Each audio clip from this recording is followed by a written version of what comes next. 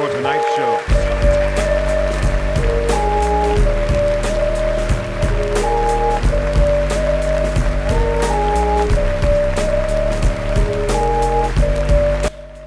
What is up, everybody? My name is James D. Fiore, and this is Casual Friday.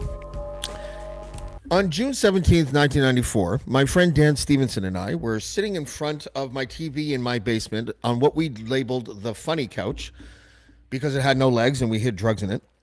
And we were watching the New York Knicks play the Houston Rockets in the NBA Finals.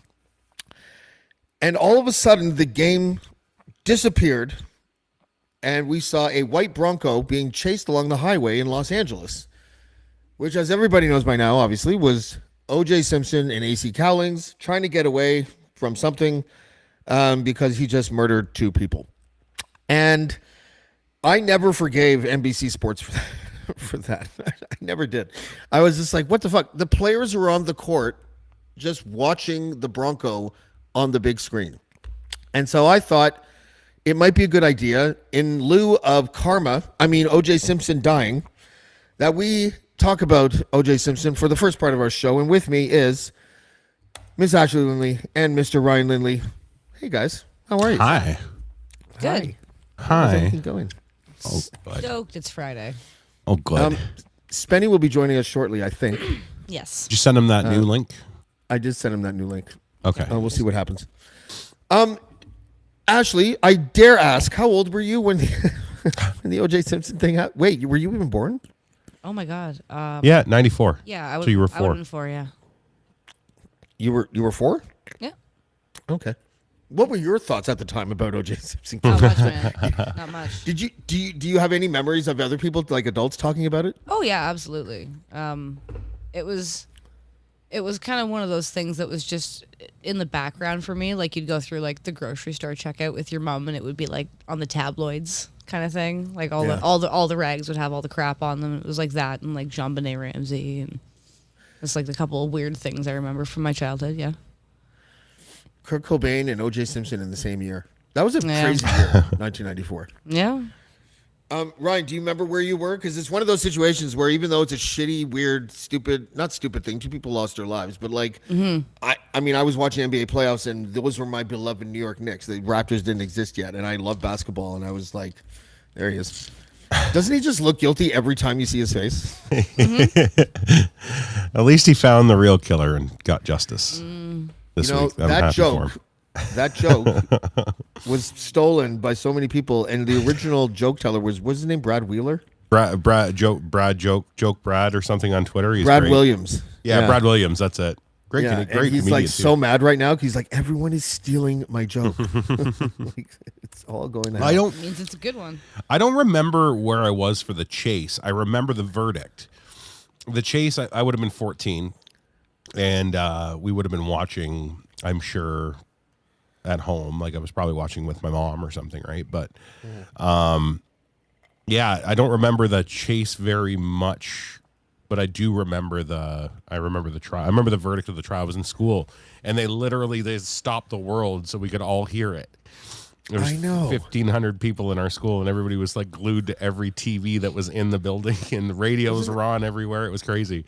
That is so weird, isn't it? Like, yeah. Do you think that, I mean, it's a good theory to suggest that, because it was pre-internet, that's when our society started to really fall by the wayside.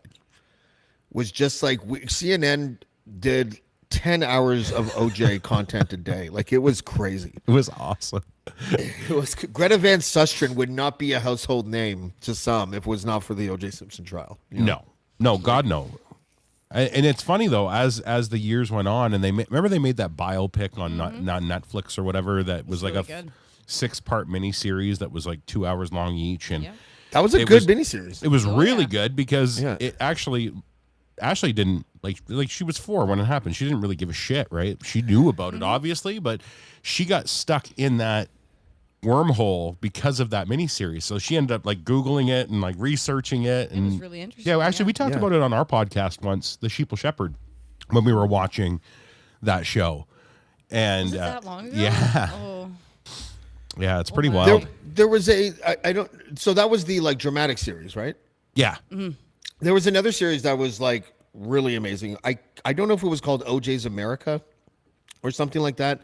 It was a documentary America series. versus OJ Simpson or something. I think it might have been something like that. Yeah, I think that was And the they one we laid watched. out the things that happened in culture and in society before the OJ verdict. Because I wasn't politically astute back then. I was 17 or something. Yeah. And it was like, why are these people cheering him getting acquitted? And then when you put it all together, this documentary was so well done. The city of Los Angeles had just like a couple years before that acquitted the Rodney King police officers that beat Rodney King on video. And so to them, it was a victory for black people. It wasn't even about guilt or innocence. They weren't cheering because they thought he was innocent. They were like, yeah, fuck you. How do you like it? Yeah. And in hindsight, you're kind of like, okay, that's not still two people lost their lives and everything like that. They weren't thinking about the victims, and maybe they should have been. But because they weren't thinking about the victims and they were thinking about what happened in Los Angeles at that time, you almost got to be like, yeah, I kind of get it. You know, like there are people now that have podcasts that I've seen, like I think Gilbert Arenas, former NBA player, and a few other people. And I want to get into that later about how NBA players and rappers are teaching us how to podcast again. You know, we'll talk about that a little later. But I got a question. Oh. How much money do you think has been generated because of OJ Simpson and the trials? billions. It's got to be, right? Like, it's crazy. Just the ad revenue alone, Yeah. you know? Like just think about like just like the Netflix deals, gross. the fucking like you said, you brought up the podcasts and everything else. Like, Yeah. how much money did this make? I watched a clip that's been going around now ever since obviously he died. Did you ever see the clip of Pawn Stars where the guy is OJ's old agent has the Bronco? He still has it. Oh no. Fuck And he off, tried really. to sell it to the Pawn Star guys for $1.3 million. Let me guess, they took a stance, right? Well, no, they said it's so unique and it's such a oddball Yeah, niche item. that there's no way to value it. So it's a real Sell it to gamble. Floyd Mayweather. Well, He'll he said buy it. like to the right person, that's priceless. send right? it. Yeah. He told him, he said, listen, I'm going to do you a favor. I'm going to tell you, if you want to sell it, take it to an auction. He says, because what you're doing here, you're not going to have like a bidding war. You're not going to cause a bidding war with us. But if you bring it to an auction, it might work because it's such a weird item, but it's in pristine shape too. Like it still looks Still brand has that new. AC Cowling smell. Yeah, and it is. It's the AC Cowlings truck. It's not Yeah. because OJ and AC had the same truck. They both had a white Ford Bronco, and the one that had AC the blood. just wanted to do whatever OJ yeah, wanted, right? Like Yeah, that, because he that was he his was like buddy. Gilligan, right? yeah, that's crazy. But at the time, I'm in high school, and me and a bunch of dudes were at my girlfriend's house, and we were talking about this, and there was like 12 people there, and me and this one guy, Mike, we were like the only two out of the room that were like, he's gonna get off, Yeah, absolutely gonna get off, and they were like, why? And he had different reasons than I did, but it was like Mark Furman, who was the detective, who was at like both crime scenes. Like, you know what? Honestly, you know, it did feel like, even now, even in hindsight, it did feel like, well, we know he's guilty. Let's put some of this blood on where we need to put some of this blood, because the blood was not supervised. They took blood from him, and it wasn't supervised for like a day and a half. Oh, And so that's what Cochran zoned in What? on. And then, and that's what Cochran zoned in on. And then also, you know, Mark Furman's saying the N-word all the time. It looked like he had motive to plant evidence and everything. My favorite alternative theory, and don't say here we go, please. I just like how you said 9/11. alternative. Alternative theory is that, and apparently all the following is absolutely true. His son was like a chef, like a kitchen guy, right? And he had his own set of knives and everything like that. He wasn't at work that day when he was supposed to be. Oh. And it's the only alternative theory that would explain the Simpson DNA being at the crime scene as well as the gloves not fitting. If you believe that, I don't know if that, like, it's hard to tell. You know, that was theater. That was kind of silly, yeah. Yeah. but it has the added benefit of being something that's like, well, what about the DNA evidence? And it was like, if it's this kid, the DNA would be pretty similar, if not the same. Yeah. I don't know how DNA science works, but that was interesting. So he wasn't at work that day, and apparently the knives that he normally keeps at work also weren't there. And so yeah, Jason Simpson could be. And so just imagine, this is a really cool thought experiment, actually. So everything that we know about this, we all think he's a murderer. Imagine if it was just a dad not knowing what to do and just covering for his son in the most horrific circumstance of all time. That's Yeah, how old was Because he? I would do the same for my son. How old was he? He was like 20, maybe something like that. Yeah. Yeah. Whatever happened to that Kato Kalin guy? Remember the house guest? oh, I'm sure he's a house guest somewhere. yeah, right. He's still surfing a couch somewhere. I was literally just gonna say those exact words. Somewhere on a couch, he is surfing. I feel like I've seen him on like a couple of random TV shows where they just like throw him in there, like, and hey, remember this guy? Yeah. And then otherwise, no. But anyways, I was gonna get back to that the OJ Simpson docuseries, whatever that was called, People versus OJ Simpson. Is that what you said it was called? Yeah. It was like the documentary one, not the dramatic series one. The documentary one was so good in just laying out what was going on in culture at the time, and they also did really cool things. Like, it's almost paradoxical that black people were cheering for OJ, because OJ is famous for saying that quote, "I'm not black, I'm OJ." And all his friends were like white, except for AC, basically, right? Like, he was not like someone that embraced the black community. He was like, it took Johnny Cochran to sort of prod him and convince him, listen, we need to go black here. Like, it's not going to work. Like, we need to play the race card, and you need to start becoming a little bit more one with black people. Yeah. And it was just weirdly unfortunate that was the way that it happened. But you can understand in hindsight also why people would cheer that kind of verdict. Like the Rodney King stuff. Yeah. You were like a baby when it happened, I guess, right, Ashley? But you know what I'm talking about. No, I did a project on it in high school. So. Oh, did you? Like Yeah. momentum and force and how it can break a ship? Like that kind of thing? No, like what happened and why it wasn't cool. Yeah. Sorry. I was just talking about my man getting beaten. No, but that's I did a very very extensive project on it. Before we speaking about men getting beaten, let's introduce Spenny to the show. Hey, Spenny. I also beat There he myself. is. Is that available on Patreon? Sorry guys, I've been watching. The link wasn't working, but yeah, it's all glad to good. be here. I wasn't paying attention to my messages either, and my wife is looking like, hey, look at your phone. I'm sorry. Reached out to her instead. Funny, I need you. Yeah.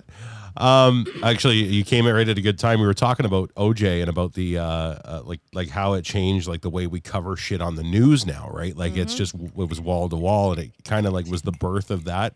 But it was also, we were talking about this prior to the show, it was the birth of phony phone calls into newsrooms. And did you ever hear the one that Captain Jenks of the Howard Stern show did? I don't think so, but I love that stuff. Peter Jennings and Al Michaels and Barbara Walters were doing the live coverage, and I've got it here. You want to hear it? This is so good. All right, hang on.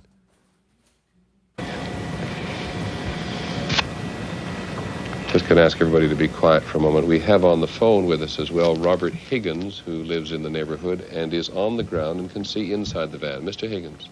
Yes, how are you? Just about as tense as you are, sir. Oh, my Lord, this is quite the tensest. What can you see? Oh, what I'm looking at right now is I'm looking at the van, and I see OJ kind of slouching down, looking very, very upset. Now, look at here. He look very upset. I don't know what he gonna be doing. Can you see him doing anything specific? Is he merely sitting there? He is just sitting around, just looking like he'd be very nervous. Can you hear anything, Mr. Higgins? It's just too much commotion. I be in the back of a news van, so I can't really hear that good, but I can see it all. And I see OJ. Man, and he looks scared. And I would be scared because there's cops all deep in this. Thank you, Mr. Higgins.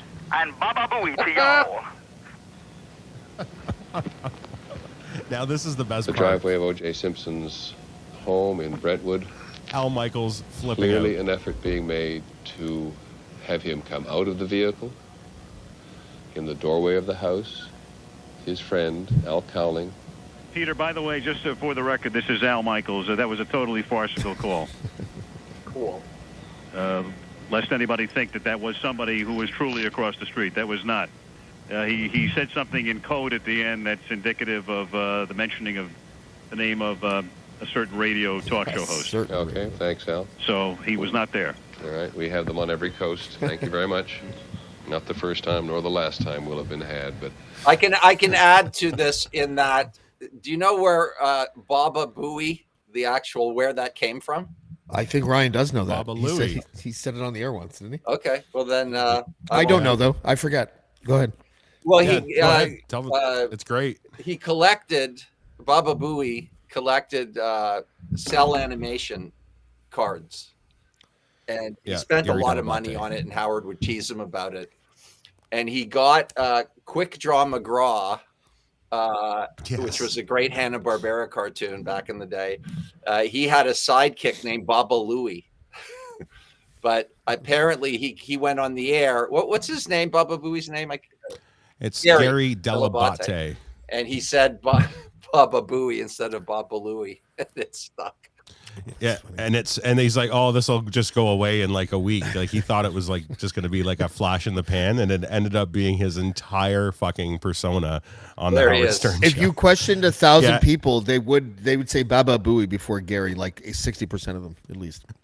Oh yeah, Well, I like teeth, and eh? the Howard. He's related- Howard. I was just gonna say them teeth. He's Howard's related. nickname He is could the eat corn in the best. cob through a chain link fence. That guy. Holy shit. Howard used to call him at certain times Fafa Fluheim, which I love. Yeah. Fafa. My favorite thing though is like if you look at early pictures of Gary Delabate from like the 80s and 90s when he first started with the show. Check this out. It's freaky. This is freaky. Okay. Tell me that he is not the doppelganger of John Oates. What's up with that? Wow. Look at those teeth. Wow. Now, Hall and Oates, they're in legal. They're going after each other legally, or one of them's going after the other one. Yeah. Yeah, I can't go for that. Well done. Excellent. Oh, well done. It's Oh, delicious. Not bad. that's Spenny, did you watch any of the OJ Simpson All of it. docu-series or the miniseries? I'm a media junkie, dude. I watched the Bronco chase. I was with Kenny at his house in Heathdale. I watched a lot of it. Larry King every night he had a different lawyer on. It was you had the Dancing Itos. Remember them on Jay Leno? It was yes. I liked what I think you said, James, because that always no one really talks about that Furman. I think I'm not sure was in a position to put the blood wherever he wanted to. Yeah. Is that true? He brought or it is home. He brought it home with him. It was in the Right. trunk of his car. Someone fact checked me. One of the detectives brought it. Yeah, home no, with it's him. true. Yeah. That's- Yeah, there that was one a had lot the of blood. weirdness, Yeah. The OJ's Bronco had the blood, but AC's didn't. Ron, you brought up the Shield last week. I mean, we all know that dirty cops, if they know or truly fucking believe that someone is guilty, they'll sprinkle evidence on the scene in order to make sure that they get busted and they go down. Is that the deal? Oh yeah. And it was funny because it was based on the LA police, right? Yeah. And I think they did take a lot of pages out of real stories to make the fictional show The Shield with Michael Chiklis and Walt Goggins. That's where that's where I fell in love with Walter Goggins, by the way, Okay, fair, yeah. as an actor. The guy's Is great. he related to David Goggins? I don't know. I would imagine. I'm not sure. Doesn't seem like a very Common name. common. But the name. LAPD Ryan's had upset because he doesn't have a nose in the Fallout series. Yeah. But the LAPD No, had no. such a bad rep, especially when it came to black people. Like, dude, I'm a hip hop head. I've been saying fuck the police since 1989. Like, you know what I mean? Like, long before, So when all that shit happened, I thought the evidence was overwhelming. I still think it's really interesting that it could have been his son, technically, and that he didn't show up for work that day, and he had a set of knives that also wasn't there with him. But it's interesting. Yeah. The same guy that wrote Helter Skelter the Charlie Manson book. Bubliosi was it? Yeah, he's the one that floated that theory about Jason Simpson being the real killer. And I was saying before you got here, Spenny, that wouldn't it be amazing? Like, would people just start falling down in the street and going into convulsions if we found out that OJ was really just a loving father protecting his son? Like, there's a lot of people. I think they think that, but what I'm hearing on the news now since he passed away is that it was more to do with the distrust of the legal system post Rodney King. Yeah, I don't even know. Was the jury? Were there blacks on the jury? Was it? Yes. Yeah. Yeah. Yeah. So that wouldn't have surprised me because they Sorry, Spenny. Hold on, Spenny. Jurors of color. Jurors of color. Yes. Whatever. I don't know.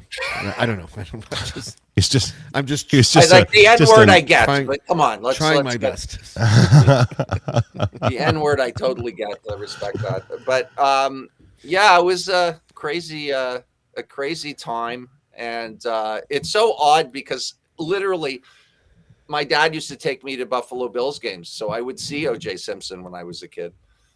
And he was a hero of mine. So is Woody Allen. So is Bill Cosby. Family man here.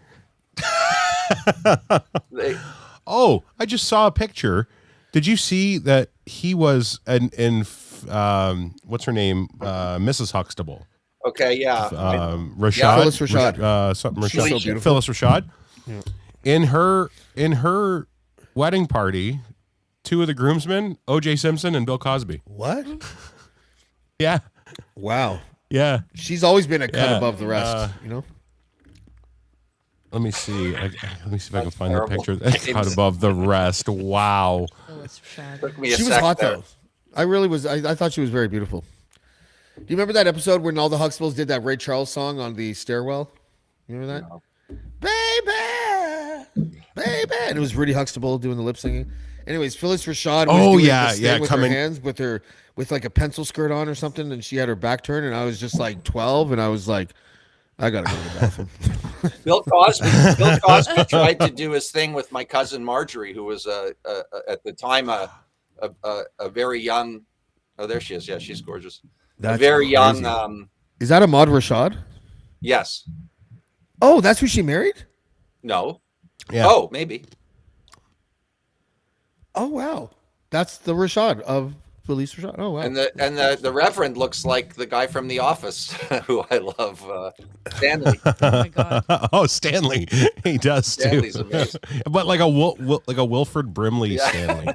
He's got a big white mustache. It Yeah. looks like. There. So my cousin was in California. She had just started writing, getting out of acting and stand up, and she had one of the invites to his hotel or wherever, to his house, to have a meeting. Yeah. And she didn't go. She had a bad vibe about it.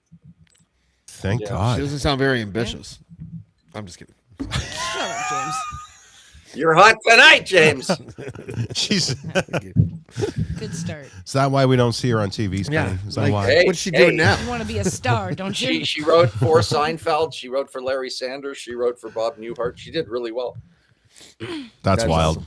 And That's she was really Probably cool, actually owes it to not going out with Bill Cosby, to be perfectly non-junky. There were with two you. women that Yeah. were going to play the part that Sandra Bernhard played in King of Comedy, the Scorsese film with De Niro. And my cousin Marjorie was one, and Bernhard was the other, and Bernhard got the part. Fucker. Yeah. Wow. Oh shit. Anyways, we're removing ourselves she from didn't OJ here. Yeah, no, it's okay. OJ's just a topic for us as long as it organically lasts, and then we'll move on to greater, Yeah, it's bigger, just better a things. jump off. Fair enough.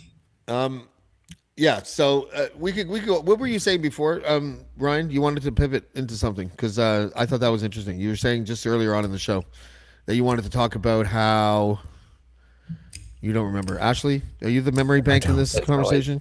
What did I say? Oh God, no. Oh. I don't remember. I'm doing the producer Me? thing on this side, so I'm like The half in and memory? half out. So I don't know. Oh yeah, no, we. We were talking about Fallout, and we were talking. About TV shows. Yeah. Yeah. Because I did win this round. cameos and things like that. No, And- we were talking about if you had to describe a movie. Oh, that's right. Or a Oh wait, show. let's work it out. Let's do it on Spenny. Okay, Spenny. Yeah, because So what actor am I? What All right, actor am okay, I? we all remember What we're doing? actor am I? You stole someone I love. And now when I find you, I'm going to kill you and you'll regret it. Who am I? I don't know. Okay, let's do it with movies. Can someone answer the question so that the audience understands what we're doing? Okay, I'll do it again. Look in the chat form here. Maybe somebody knows. Okay, you stole a family member of mine, and I know that you did it, and I'm going to come and get you. I will find you. And I'm not going to stop until I do, and wow, are you ever dead? Times what, 11? Who is that? He's been in 11 of those movies? I just spilled my drink. It's a one. Who is that chat, folks? He's getting very casual. It's a and one. He's frozen. Oh my god! I was Yeah, just gonna oh, say, God. we're going down, folks. We've We're going lost him. down. My link didn't work. This has been a real train wreck from the beginning. Yeah, right welcome from to the. Friday. That's why she's a casual podcast. Yeah. That's it. Anybody? I got actually. You know what? While we wait for him to figure his shit out, I got a question for you. Actually, what is going on between you and Kenny on Twitter? My Twitter is exploding with tweets and retweets and quote tweets from Kenny about you. I think what happened is I started to promote my Patreon page, and I was getting some legitimate love from people, which I'm not used to getting. And then I think Kenny said to his people on his thing, because I blocked them, I can't read it. You know, everybody on in his Twitter feed, you know, or all his social medias, tell Spenny how much you love him. Yeah. So of course, me being gullible, I totally wow. I'm telling my wife, I go, geez, I can't believe the love. And they're all a bunch of douchebags. And he's bitching because you still have him blocked. I don't even know if he cares. Honestly, well, you can't see it. He has done nothing but talk about you all week. Like, if your Patreon is not exploding this week, something's wrong. Okay, good. Then he's doing a good job. Yes, I mean that Just might be an unintended consequence. But yes, it's got, you know, the Patreon thing. I'm not going to plug it. Just talk about it. It's such a great thing for someone like me, right? Because it's like having your own studio, and you're the schedule. You decide what you're going to put on, when you're going to release it, and I'm actually loving it. I haven't got to the point yet where I'm making money. I've put money into it, but I'm getting very close. So we'll see what happens. Where are you filming those, by the way? Well, I'm doing them. Oh, the ones that look professional. Yeah, like your promos and stuff. Oh shit! Yeah. Wow, that's like really far from where you are. But I really like the guy because he records my music too. Actually, I'm recording tomorrow. No video, just sound. I'm fucking nervous as hell. Oh shit! But are you doing it in no, Chatham, or are I'm you doing about it 40 minutes from where I live? No, that's not too bad. 10 to 1 I got the studio for, and it's just I'm a solo artist. I'm not a recording artist. I play live, you know, and every time I've tried to record, you make mistakes, and then you get in your head. It's a nightmare. So I'm just I'm starting too early to really get drunk, so which is probably a good thing. That's the big Fair. problem. Well, That's you know what though, you're I don't think you give yourself enough credit, obviously, because I think you're really good. We used to play your stuff on Dean's show a lot, and you're very protective of your art too, which is nice. You're very passionate about it. It's my yoga, you know. It replaced golf for me in a weird way because I loved golfing, but the music is just a gift that you're still doing live gigs though, right around town, like where you are? I'm going to do a one-man show, which is going to have like a talking set with visuals, and then a set of music afterwards. That's actually like a variety one-man variety show. I guess so. You know, I guess so. But I've got some cool stories over the years. I forget how cool they are, you know, because my mom, she left my father for a guy who played, he was an actor. His best friend was David Carradine. So I got to meet David Carradine and hang out with him. He was an insane dude, but amazing. Kung Fu, the legend continues. Well, yeah, he shot that in Canada, but the original Kung Fu was the first American network show that criticized the American dream. That's what that whole show's about, really. It's about him talking about the racism that was in America, you know, and that never was allowed to happen before Kung Fu, the original one. But anyways, the guy that my mom left my dad for, he was an actor. He was a movie star in Mexico. He was the Cali man. He was a superhero. But at Yeah. the end of his career before he moved back to Canada, he was Dr. Elby on Dallas. So he was the guy that put Sue Ellen under hypnosis to find out who shot JR. So I mean, Yeah. he was in like 4 Oh my God. episodes, Cool. but he brought me to the set because I go visit my mom in Los Angeles, and I was madly in love at the time with Victoria Principal. She wasn't there the day I was there. Who but wasn't? I got to meet Linda Gray, who played Sue Ellen, Holy shit. and Larry Hagman, and it was it was at the pool. The set was the swimming pool, so they did all their exterior stuff. The South Fork is in Dallas, or just outside of Dallas, but most of the stuff was shot in the studio in LA. That's wild. Is your mom still with us, or? Oh, okay. So did she stay in LA? Yeah, the she whole left time, my or? dad, went out with this actor, and she at the same time inherited a fair amount of money because my grandfather died, and she just stayed in LA and blew all of it in 10 years. Oh Yeah. shit. So it was kind of good because good for her. my friends were all, Jewish kids mostly who would go to Florida or to go Northern Ontario to summer camp. And I would fly to see my mom in this magical place that nobody I knew was going to California. Like it was like it didn't exist really. And it just so happened that, I was into showbiz and all that stuff. I've got incredible stories, which I tell in the one-man show, like Smoke. And your Patreon too. I noticed that you're starting to crack into some old. Well, I don't want to burn the one-man show, which is kind of ridiculous, but I want to keep it. Linda M loved the original Kung Fu. Yeah, David was insane, to say the least. His wife, at the time was Linda Carradine. She was married to Roger McGuinn of the Byrds. They were both covered in tattoos. They were sex freaks, and I was like this. I heard he was an alcoholic, like a major drinker. Weed and lots of drinking. And anyways, I go to their house a few times, and his wife starts hitting on me because they're like completely open. I was so afraid of her. I was like absolutely horrified and scared that anything could happen because God knows what she'd been through. And I was, I had a pretty checkered life, but it was still Canadian. You know what I mean? Like I wasn't. Yeah. It would have turned out a lot different if you were going to those Jewish summer camps up in Northern Ontario. She was getting gangbanged by Hell's Angels, I guarantee you. And there I come in, and she just thought I was cute. But David was very nice to me. That it ended badly, unfortunately. And you hear this, which is, I'd seen him. He'd be at the house. Yeah, I'd go over to his house. He had guitars everywhere. Rick Danko was there one time. Hell's Angels coming in and out of the house. He lived on the other side of the highway in Malibu, I guess, maybe a little north of Malibu.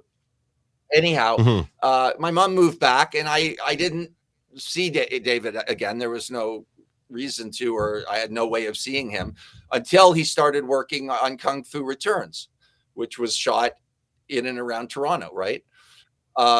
So I went down to the Sutton Place Hotel. Who did that? Did you do that? Great. Yeah. Thank you. I went down to the hotel, and David was at the bar. And he was wasted, of course, but he can kind of handle himself. He was he made Keith Richards look like a fucking choir boy, and I'm not kidding. And so I see David, and I go, "Hey, David," and he looks at me, doesn't know who I am, and I go, "I'm Corinne's son." He's still not sure, and then he goes, "I go, Jeff Cooper dated my mom," and then he remembered me, and he gave me a big hug, and I was like, "Oh, this is fantastic." And then he said, "What are you doing?" And I said, "Well, actually, right now I'm in film school." And as soon as I said that, he turned on me. Yeah. Oh shit. He didn't like the whole film school. Why? Thing, whatever. I don't know why or what. I mean, he grew it. His father was John Carradine. I mean, he had a pretty, right. But he turned on me. It was weird. I was pretty upset because it was cool that OJ? That he remembered. Cool that I ever knew him. No, David Carradine. No. Talking about David Carradine, and Spenny's got a really, really fun connection to David Carradine. Who's Dave Carradine? That Kung Fu guy? That guy? Yeah. Remember Kung Fu? Yeah. He was Yeah, didn't he have Yeah, he had The like Legend full body Continues or whatever. arthritis too? He was trying to get through that. Yeah, He was Quentin trying to get put him through in that. Kill Bill, which revived his career basically. Because he was Yeah. the bad boy of Hollywood. Nobody. I feel like he comes was close to Steven him, Seagal before there was a Steven Seagal. You know? Yeah, Like he he seems had like a a weird Steven Seagal-y kind of relationship guy. with the other guy. Who's the other guy? The Chuck Norris. Steven Seagal needs to stop. Oh, Chuck Norris, yeah. What is He had a strange death too, Yeah. didn't he? What in is he sell Thailand. now? Chuck Norris just does like bad commercials now. Who's that? Who, Chuck Norris? He does some like old people medicine, like herbal medicine shit or something. He's still alive, Yeah, Chuck you Norris? know. I don't know. Yeah, oh yeah, he's like in his 80s because too. only and he Chuck looks Norris can fantastic. kill Chuck Norris, right? Something like that. Like, Yeah, exactly. He hasn't killed himself yet. That's right. Why would you know, he? if he knows marketing and PR, he'll kill himself. You know what I mean? Like instead of like allowing cancer to kill him. Like if I was Chuck Norris and I got cancer, I would beat the shit out of myself until I died, so that the memes would last forever. You know what I mean? Yeah, cancer didn't beat me. I beat cancer. Yeah, that's right. That's right. Just And knife died in the cancer process. out of your body with an actual axe. right. You know.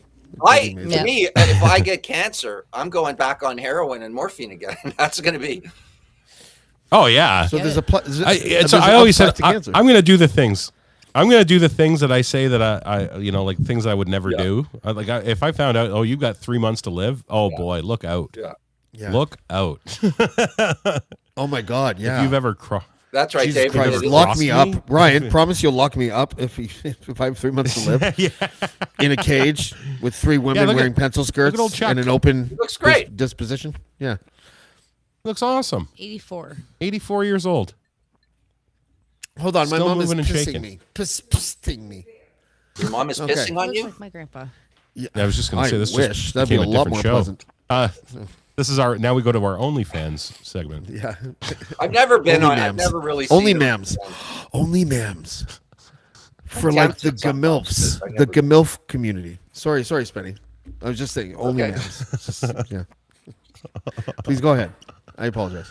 Nothing. I can't follow that. I don't know what to say at this point. Only mams? Don't you think that's sometimes on Casual Friday Spending we do $1 million ideas. Last week we had Make-A-Wish Foundation for adults, Okay. and it would be like if Spenny is like Horrible on things. morphine and heroin and has 2 months left to live, he wants a double blowjob by 2 porn stars or something like that. Like I know you got That a sounds wife, like and a I know movie. that's not gonna fly. I always had this idea that I wanted to get a bunch of dogs and dress them up like the village people. So you have the leather guy, the cowboy, and then get Does this them to involve dance. peanut butter They and the do, I Rockettes? like to stay at the SPCA. But it's one of those things that'll never happen. But I'm sure if anybody has the wherewithal to do it. But Make-A-Wish just thought- Foundation I is thought it such was a a good great idea idea. for kids, right? Because they always want the same shit. But if you go up to a dying man or woman, seriously, and you're honest with them and they're honest with you, okay, we're going to grant you a wish. What do you want? Some grandma's going to be like, I want to get fucking pig roasted by a couple of Chippendales, and she's like 75 and you provide that for her. And afterwards she's just like, that was fucking awesome. Like, and everyone's happy. I disagree with that particular wish because. Okay, it's not important whether or not you agree with the wishes. Well, no, I don't. It's think not your that wish. People's sex It's not your drive wish. kind of leaves them at. You're talking about someone who's in their 80s. Have you met some of Sex those? is gone. What? Hey, Ashley can speak to Yeah, that. where's Ashley? Do Get old back- people lose their sex drive, honey, No. in long-term care? No. Because no, there's it actually gets every pretty- nurse has pretty this, randy. every nurse has the story about the one male what would you call it, resident inside the elderly people home, whatever the fuck it's called, Yeah. golden era times, Long-term care. right? Yeah. Who like Shady Acres. he always sits down to take a pee, but you never hear it going in the toilet. And that's the most popular guy on the floor, right? I'm saying it is. Don't golf clap me, Spenny. I know what that is. Like, No, that was the water masturbation is- sound.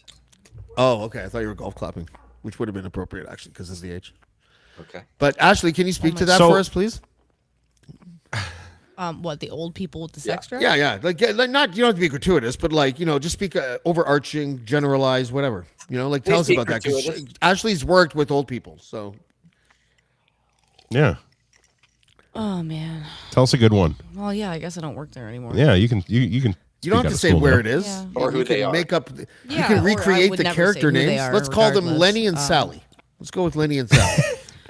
No, Or Lenny Right. and Lenny. That's the deal. Yeah. Oh, Lenny and Lenny. That, Oh, yeah. 'cause I know you remember that one. That Oh, was, yeah. That was one of the Can, last. can you ones. tell the Lenny and Lenny story? I'm dying to hear this one.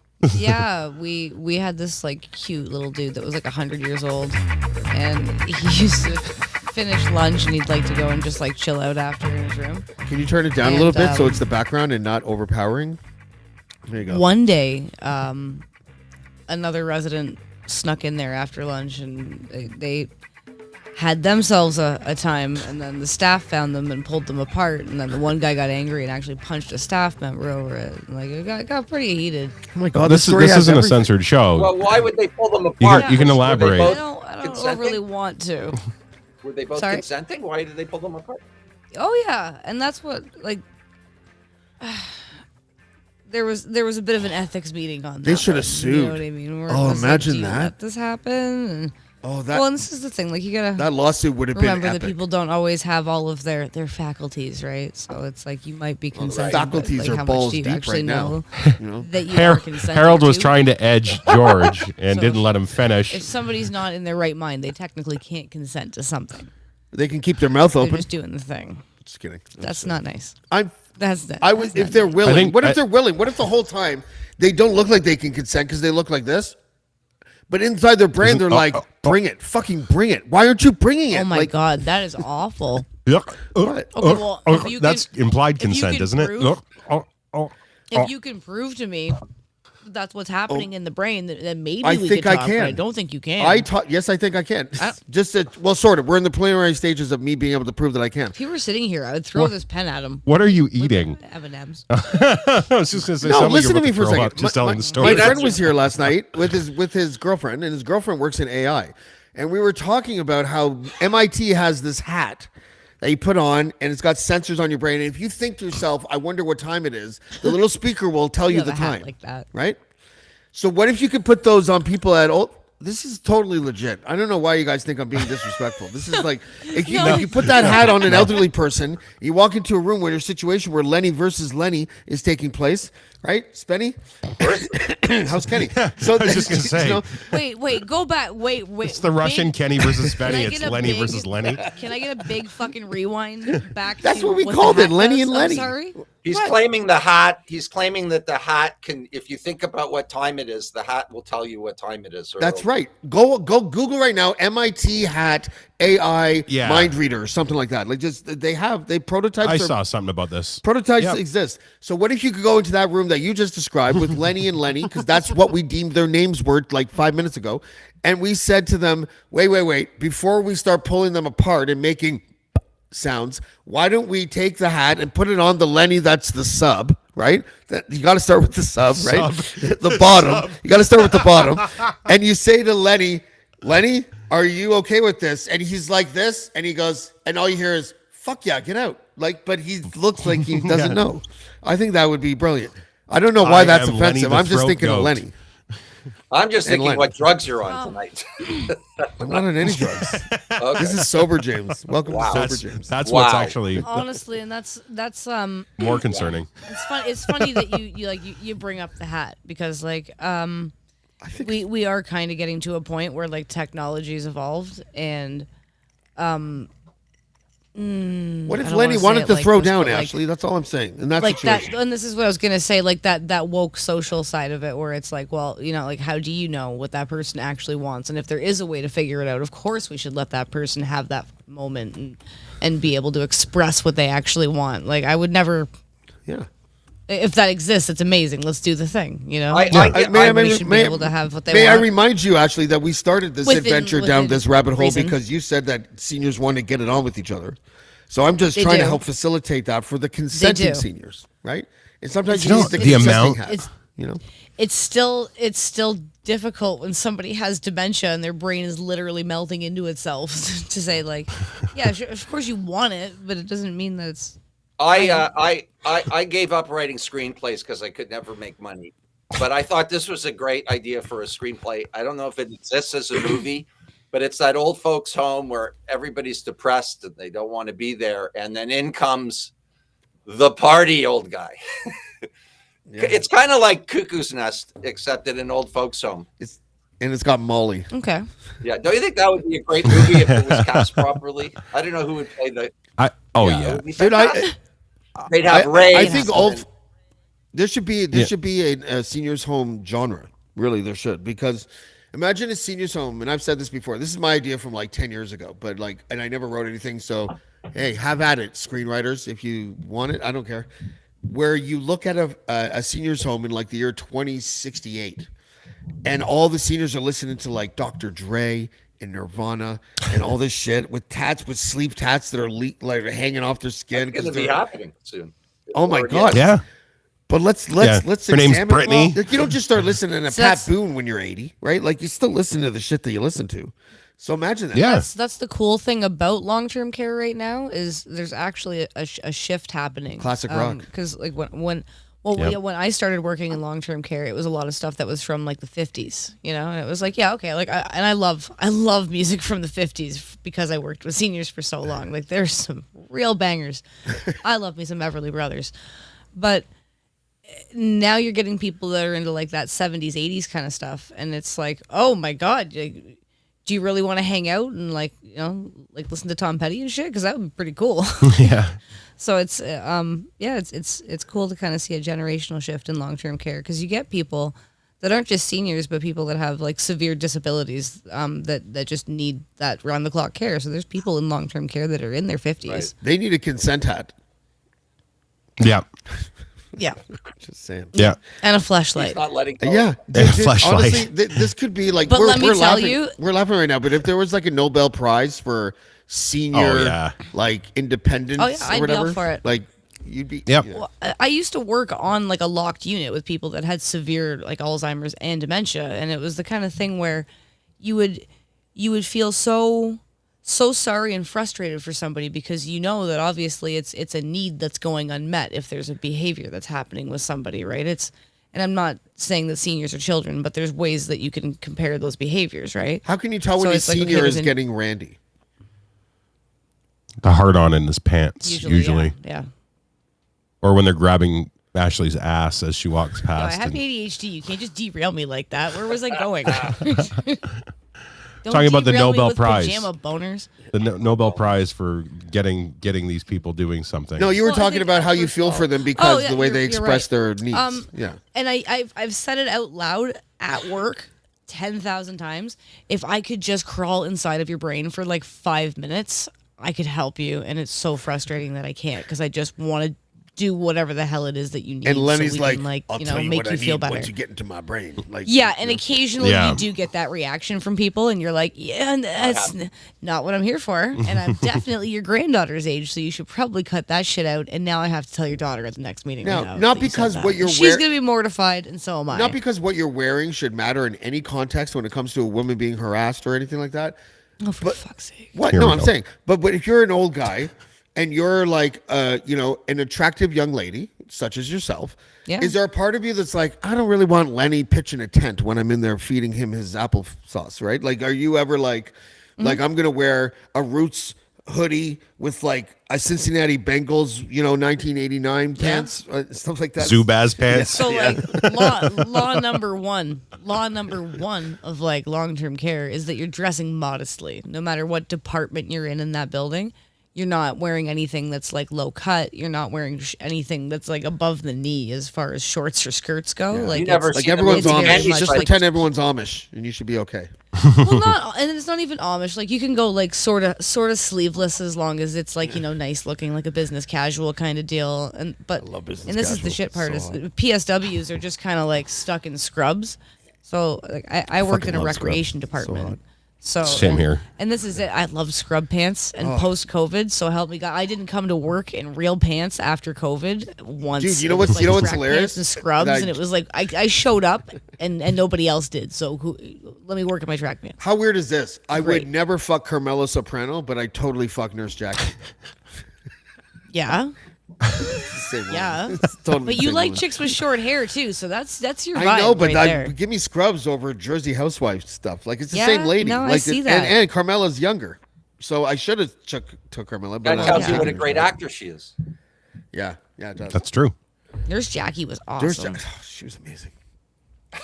Like her, like Watch that shit with James, my you want to mom. excuse yourself Loved for a it. few minutes? You want a minute? no, I've already Get one of them finished twice pajama since I've been boners we were talking talking about. He's got his pajama boner. That's a pajama boner.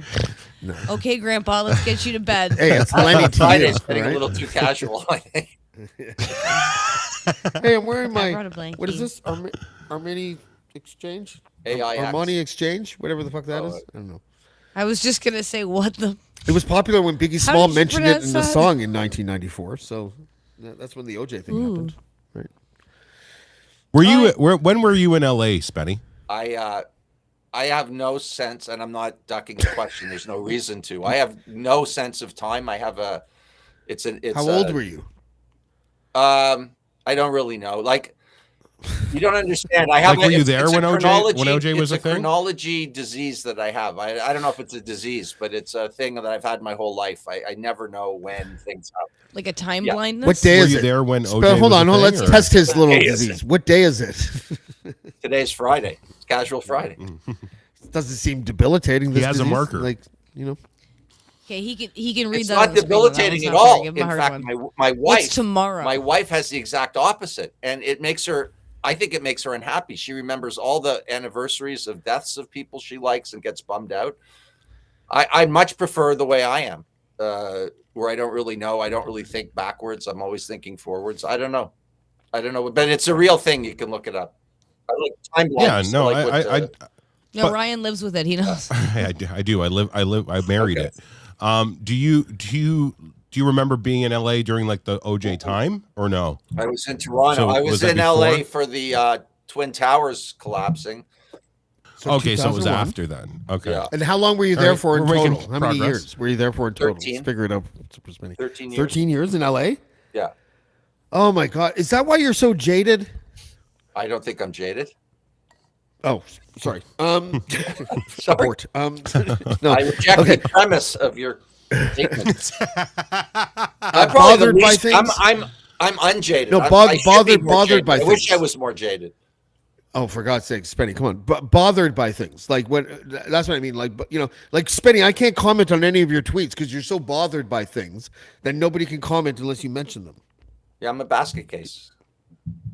So that's not a synonym My for wife bothered thinks by I'm things? bipolar. I probably am. If everything's a spectrum, I might be a little bipolar. I'm on meds. But do you think LA contributed to There's your all to any aspects. potential mental health woes? Like I lived in LA for 4 months or something, and I was like, this has scarred me for life. I can only imagine 13 years.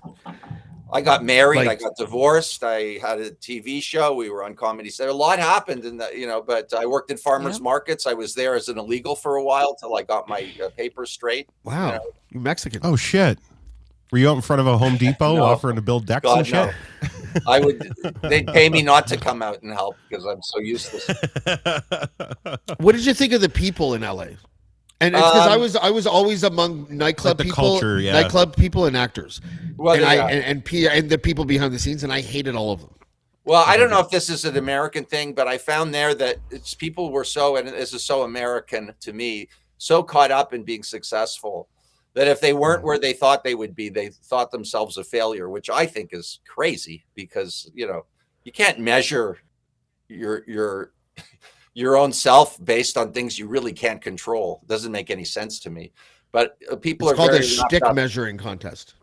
No, Shtick I measuring. don't. Kenny's more like that than I am. Eh. I'm not like that. I don't have that in me. So I saw. No, it. I know you don't. I'm talking about them, Spenny. Yeah, Spenny, no, I know. I but like you that's as a why I noticed it because I'm not like that. So it really struck me Yeah. as- like I like you as a You feel person. like I feel like you're a Canadian boy and Yeah. and a good Jewish lad, that Yeah. kind of stuff. But Correct. but LA guy, I don't see that in you whatsoever. No, see, like, there's a reason why, like, I'm, on Patreon right now. I mean, I remember going to a shrink there, and I was upset with Kenny's narcissism, and the doctor, he was a therapist, said to me, he goes, "This whole town is full of narcissists," and it's true. Yeah, it's absolutely true. Alone. Okay, so you're no stranger to therapy. No. So what's that like for somebody that's got like a public image like mostly, you? Like, most of my therapy was when I was a kid. Oh, okay. And it's actually a funny story and a true story. So I don't know what year it was because I got this time thing, but let's say I was in grade 4 or 5 and I was flunking out of school, but my parents thought I was smart. So they sent me to this guy, Dr. DeVoe, on the Danforth. And I would go there and I would talk to him about how I wanted to be Charles M. Schultz. That's all I wanted to be. I wanted to be. I'm writing his jingle. I wanted to be Dr. DeVoe on the Danforth. Anyways, I was there for probably 2 years, maybe once or twice a week. And then when my father passed away, why in the dance floor? I was going through his stuff and I found a box and I found a document. It was 4 pages long, typed, old school typing, not computers. Like typewriter. Yeah. And it basically said that the kid's pretty normal, but his parents are fucking nuts. And I swear to God, that's what it said. We have a lot more in common right now than we just did 10 seconds ago. Yeah, we really do. Did you actually do like a family oriented one? No, I did never. Just my you? parents, no way. We went to. I did, and then I did one that was a serious one with Dr. Paul Steinarrow, who's passed away, and it was weird because he was dealing with kids that were parts of satanic cults and were abused. Like I was like normal compared to the stuff, but I don't know how I got in there. And I remember, it just he broke me basically. He said you're self-abusing yourself with drugs and alcohol because you're upset that your mom left, which may or may not be true, but that was his theory. And then one day it just. Do you think it was true? I don't think it was true, but he convinced me it was true, and I started. That's a subconscious thing, bawling though, my right? eyes out. That's the low hanging fruit for those guys. Like, oh, these factoids happened, then it must be that cause and effect established. We're done. Let's move on. Yeah. And once I had my emotional breakdown in his room, I had a couple more sessions, and he let me go. I did we went to family counseling once. Yeah, he passed you. Yeah. You graduated. Yeah, that's what he didn't even touch me. He was a wonderful guy. He was a musician, and the funny thing is, I saw him for 6 years, and most of the time I would either have my playing guitar, which I was absolutely awful, and I'd bring in tapes, and I wanted him to tell me I was good, and he wanted to talk about my mom. So it was like 6 wasted years till he finally broke me. So you were looking for approval from him. Yes. Yeah. So it makes sense. It makes sense, and that's a lot of it's that attachment that you get to your therapist, right? Yes. And it's a thing. When we were kids, we had a shit time. Like my brother, myself, my mom, single mom. We had a lot of problems. We had a lot of issues. So my mom thought it best if we did like some family counseling to try and work through some shit. And I'll never forget it. And it's one of those. I don't remember any of the therapy stuff. But I remember, because my brother's 10 years older than I was, and we were in the hallway of the building that had the thing. And I said, to my brother, there was lockers. And I said to him, and I got in the locker. And I said to him, shut the door, this will be funny. So he shut the door, and I started freaking out. And it looked like my brother locked me, shoved me in and locked me. And I didn't tell anybody that wasn't the case at all, and I just let it play out like I was the big victim for the entire fucking time we were there. I know it's fucking terrible, and I was like 10, maybe less, 8. You were like this kind of. Yeah, it was fucked up. Red rum. Yeah, it was fucked up. Danny was a good kid. Therapy's awesome. I don't know how people try to the stigma's always been a thing. If everyone's you have Tony a chance, Soprano's in talk therapy. Everyone. Yeah, but no, it's not. It's not that at all. If you have the opportunity, you have say you have benefits at work and they cover it. Just try it. Oh, just everybody go and try should. it. Absolutely. I Oh my I've God. been in therapy It's- for like half my life, and I'm telling you, when I'm there, like out of all the therapists I've had like, I don't know, I'm gonna say 6 to 8. I have no idea, like, even if it's 6. You want to tell everybody the unabashed truth, but the 2 or 3 times that you literally are like, I'm gonna give you the CCTV version of my behavior, and you tell them, in my case anyways, and maybe I should stop here, but I'll just keep going, is that they tell me that like they react in a way where they're like, when I tell them like everything I've experienced and then things I've done because of those experiences, and I don't filter anything, I feel like I haven't met a therapist that hasn't been able to hide their holy fuck like kind of reaction to it. And that bothers me so much that I never tell any therapist anything except for the overarching things like, you know, I self-medicate. I self-medicate with drugs when I'm very stressed. You know, I'll say that.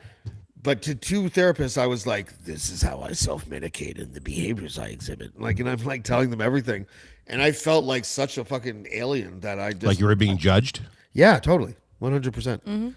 You know, and they're not supposed to do that. No. I had one of the therapists... Catholic priests have it right. Give me a chance here. Catholic priests have it right. When you go to confession, there's a perforated screen.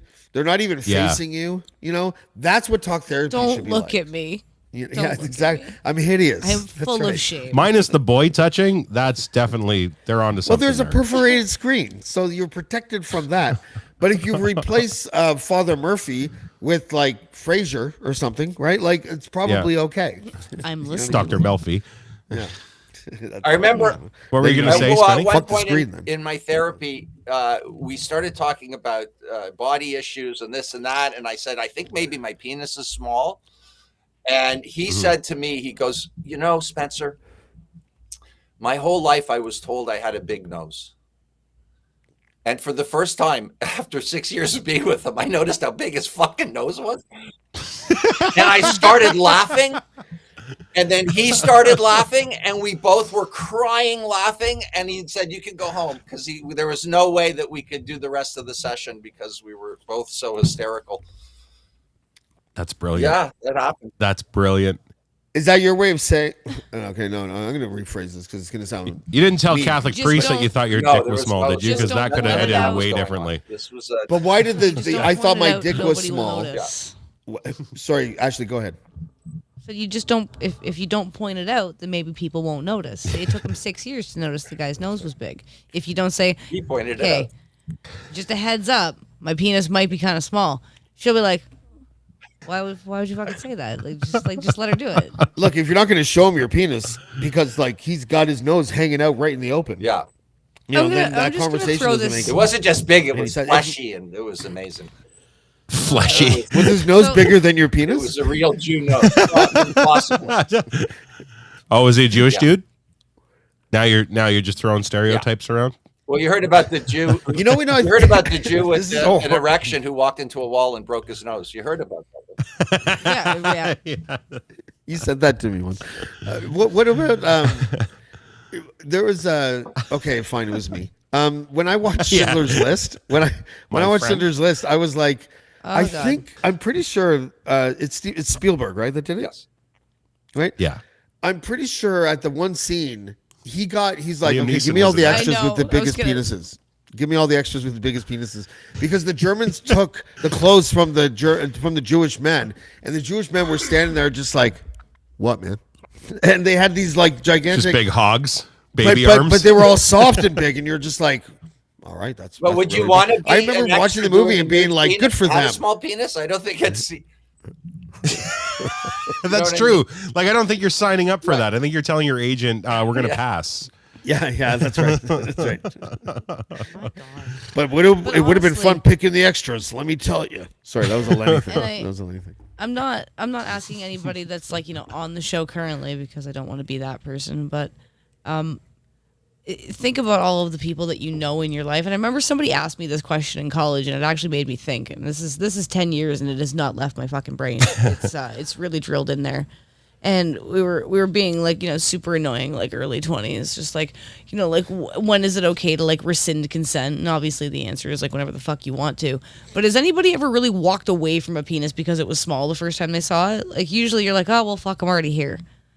Like, I actually know a girl that walked feel away like, from a penis because she was too big. She was just like, See, she and jumped, that's she jumped different. away from it and was like, Oh, it was too I big. can't help That's you. self-care. Yeah. That's self-care. That's self-care. You don't fuck with something that you know you can't handle. That's just smart, girl. I've heard But, stories. I'm just saying, like, Actually, I've heard stories. I'm sure, and that's what I'm saying. I'm sure it's a very small percentage though, because how fucking mean could you possibly be to be like, I really think you're cute. I'm gonna go back to your place with you, and I'm fucking The leaving. smaller it is, Like, the meaner they ow. are. From my experience, At least find a way to politely talked to excuse women- yourself. Like, don't Well, say that's why. Spenny's that's got a so story. mean. I want to What hear story? this. Sorry, Spenny. Over to you.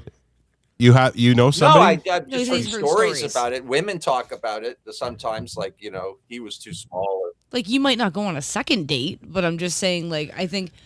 You have to. like, yeah, first of all, maybe there's you so much wouldn't data go here. as far as you thought you would, but it's still like, oh, okay. Like, you wouldn't point and laugh at it and be like, this is the reason why. Like, unless you were absolutely fucking savage. I think you would just be like, I have to go to the washroom, and you know what? I'm not feeling that great. Like, I have just think anybody diarrhea. that's just like, your dick is tiny and I have to go home now. Like, it would be like, ow. Like, fucking. My IBS is If it, acting yeah, up. like I if have it to go. happens, just like don't say why. That's really mean. there are mean women out there, I bet. Well, and I'm just I'm it telling you goes guys- it goes both ways. I wouldn't want somebody to be I- like, "Holy shit, what is that? I'm leaving." I Irish exited. So sad. I Irish exited once because of a smell And that's, problem. but That's were you definitely rude happened to about me. it? No, I A just smell disappeared. problem? Yeah. But you weren't It's rude. a about yeast it. What There you did? go. Wait, hold on. What did her throat smell like? Just kidding. It's a yeast infection. That's all it is. But it's gross. Oh, it was beyond yeast infection, Beyond. my friend. It was, So bad, I'm like gonna somebody get that. canceled. All right. It was I don't think you can something. get canceled. So I had to. Not when Just I'm a this thought that unpopular. I've had rattling around in here. Are you Yeah, jumping? I have to jump. I'm already. Plugged in. Where can we What? find your Patreon? I want you to plug that Oh, yeah, Patreon, yeah. please. Follow my Patreon. Plug that Patreon. Patreon.com. Yeah. Spencer Spenny Rice, and lots of stuff. Very eclectic. I just did my first commentary on Alone without idiots yelling in my ear and not letting me finish. My Spenny, before you The go, I have octopus news for story. you. Spenny. Okay. I think I found you a tour manager for the States. If you needed a new one, Well, send and it if to, we're not supposed to talk about that, touch your nose, send not it your to dick, me. but your Send it nose. to me, and send this person to me, and then I'll send him to my tour guy in Canada, who's going to work with him. Oh, perfect. I think Okay. he's got He someone, wants but to Zoom me- let's try it. Yeah. Okay, good. All right. God Okay, bless. that's all I got. Love you That's guys. awesome. All right, Good buddy. to see you, my man. Bye, Spenny. You take care. Oh, he's so funny. He's Ashley, so let's keep funny. Ashley there. Ashley, Good you're chat the man. about dicks, guys. Thanks for coming. It's a good chat about dicks. Thanks. Thanks for letting me have the floor for that one. Spenny's trying to get in again. I hate it when he does that. Go away. Hey, I don't think he knows. nice. I have to send Toronto Dan the link. I thought I already did. Oh yeah, no, it's a new link. a If new you go one, into yeah. the invite guests, it's a new one that you got to copy because we had to make a new one for Spenny. He's a freshie. I sent him the freshie. I thought. No, I sent it like just recently. Oh, because So you're it's a the new one. Is that because you're the Go Live guy? No, you've got access to that as well. So Oh, You well, can I'm refresh sending the it link now and to stuff. Dan. yeah, if you go to invite guests, it's down there. So Dan, come in in about 15 minutes. That'll be good. all right. I wanted to go back to Lenny and Lenny because I think the consent hat. Lenny The and Lenny. consent hat. Imagine That it's was like the fucking sorting all hat you know at it. Hogwarts, except it's even more specific, right? Like Slytherin. Yes, I want this. Imagine Imagine the Slytherin wing in the old folks' home. I don't want to talk about it. Oh my god, That is the be the grossest best crossover. the grossest I crossover. don't. It's not the fan fiction. Are you doing that? Not even, that's not Harry nice. is spelled Hairy. I'm very, very upset. Very upset. Listen, even though last week every time I left you called me Hitler and a butthole, I'm going What? to pour myself another drink. What did we I do? think you did. Who did that? You Hitler-like butthole. Did I do that? I still wanted to do the vague movie descriptions. I'm really stuck on that. That sounded funny. We got like one out. Yeah, Like, we just should. kinda I think we fucking should. bobbed We on should it. totally. We should totally Just throwing that out there. continue on with When that. James gets his shit together. So before that we start, we went live just so everybody knows what we're talking about. We were saying James brought something up about because he couldn't remember the name of the movie Taken with Liam Neeson, and he said that, I've got a daughter and you stole her, and I'm going to find you. And I said, this will be a fun game. Let's do this. Let's all find a movie and just make vague descriptions of it and see if we can guess what movie it is that we're talking about. I think that'd be a funny premise for these casual Friday time fillers that we always try to find. I have a couple lined up. Oh, do you already? Yeah. You want to just like play? Yeah. Okay. Do we need theme music or something? I think I've got James's music we can use for themes. That's It's a little aggressive. yeah. How about this one? Especially for what I'm doing here. So sure. We'll play this one. This is now going to be the theme music for the Name That Movie. Counting Crows cover. So a disgruntled housekeeper uses magic to catfish a prince into falling for her. Beauty and the Beast. Housekeeper. I don't Wait, say know. that again. A disgruntled housekeeper Mr. Belvedere. catfishes a prince Roseanne. into falling for her. A disgruntled housekeeper. And this is a movie or a TV show? Cinderella. Oh, yeah, okay. Nice. Good one. Yeah, good. Yeah, gotcha. Okay. Very nice. Go, Ryan, because I can't think of A anything. teenage girl has an obsession with dwarves and dreams of killing her Snow White. obnoxious neighbor. Snow White. Of killing her obnoxious neighbor. Isn't her obnoxious neighbor the weird queen? Wizard of Oz. The Wizard of Oz. Fuck, you're good at this. Yeah. I'm a non-linear thinker. This is like if you said something literal, I'd be like Salvador Dali, and you'd be like, dude, it's Bill Cosby, and I'm just like, I don't know. I don't see any clocks melting. A business owner short on staffing tries to use child labor to run his company. Business owner short on staffing tries to use child labor to run his company. Loblaw's That latest is fair. commercial. Blah, blah, blah. Galen Weston's biography. Bad News Bears? It's not Bad News Bears? You know what? I'll even change a word because it might help. But a business owner short on staffing tries to use child labor to run his factory. Schindler's List. Jesus Christ.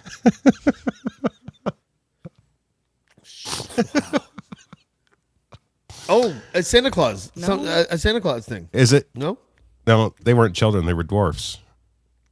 No. Yeah, but there were children. The one with Goldie Hawn and fucking her husband as Santa. Comments. And they had to the go to the comments North got Pole. you. The comments got us? Yeah. Willy Wonka? That's Willy Wonka. Willy Wonka. Okay. The description is a bit inaccurate. It's vague. It's supposed to the be vague. point. Need a drink. Just saying. The factory thing should have made me clue in. Okay, you got any more? A man goes back in time to lose his virginity Back and to the Future. save the world. Oh, Save the World? Save the world, bud. Bill and Ted's Excellent Adventure.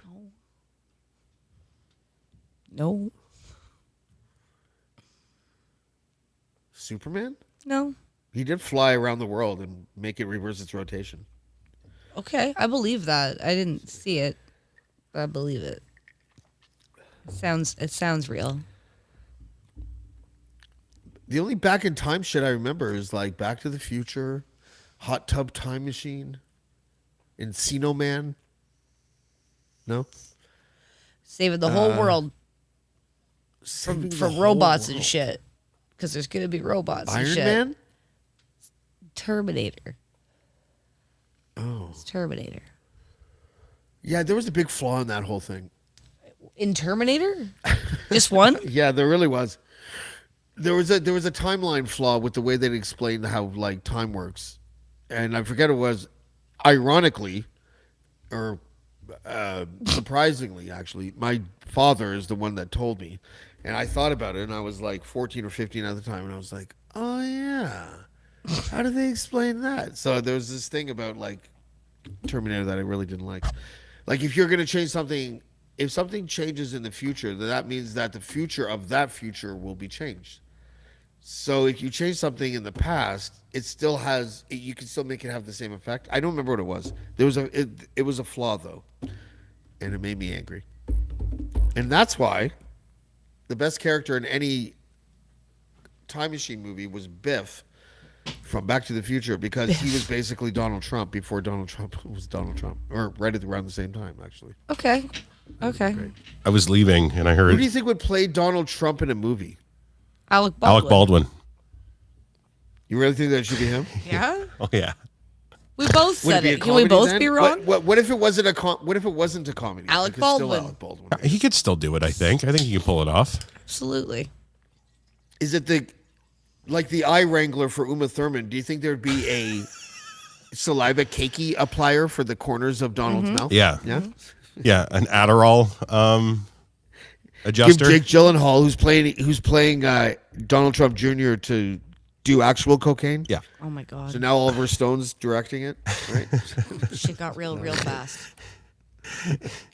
Yao Ming plays Baron Trump because he's so goddamn tall. He's still got his little kid face though. He's 6'8". funny. That fucking kid. I know, but What? but he's Baron. got a little kid face. He still looks like Macaulay Culkin. It's like, Yeah. I wonder if he's going to be like Andre the Giant, where he's just going to continue to grow forever and ever. And like, he'll be like Jack and the Beanstalk. That's Like, wild. I have a beanstalk. Oh yeah. I heard you talking before when I went upstairs. Were you talking about Back to the Future losing his virginity No. to save the world? No. Okay, I missed that. Then I thought That's what didn't I he, said. Didn't he fuck his mom or That something in was- that movie? Sure no, he wanted kissed to. his mom. Kissed him. No, it was the Yeah. Terminator. Oh, back in time to lose his virginity. What? I don't remember that. I'll write these, okay? The lose the virginity part is the part I don't really understand. You don't get that for that movie. was the thing. Who lost? Oh, all right. I thought that was Total Recall. Did you go to AI for these descriptions? I thought we were No. making them up ourselves. That's what I thought too. No. I thought she was just doing really well, You guys- and then I you saw guys her phone. weren't fast enough on this with anything, so I just came up with a couple to fill space for you. Sorry. Oh wait, hold on. See you next Friday. Ably challenged. Wait, Wait, let's ably go.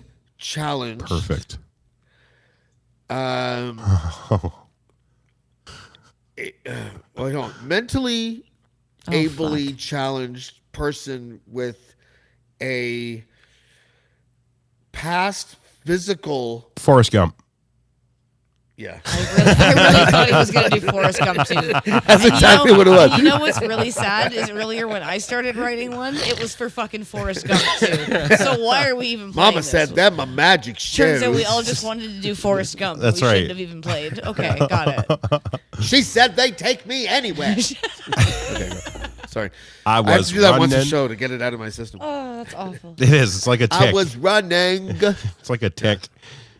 Jenny wasn't very nice. Like Jenny was the exact type of girl that every guy has once in their life before they're confident. And that's the friend zone girl. That's true. Right? Like, you either learn and move on or you become the friend zone guy forever. But Go Forrest- ahead, friend zone person. Forrest broke Person out. dictating Forrest friend zone broke people. out of the friend zone though. He got a piece. He slept with her. they had a kid. I'm trying to think of some of the lines. From when, that's never happened before. Sorry about the mess. Yeah. No, those aren't. That's not from the movie. I I don't remember that. I've said this line before, but he meant it in a good way when I was like, I'll rate you every day. But he was like, I'll write you every day, Jenny. You know, And like I did. he meant it. It felt funny in my special place.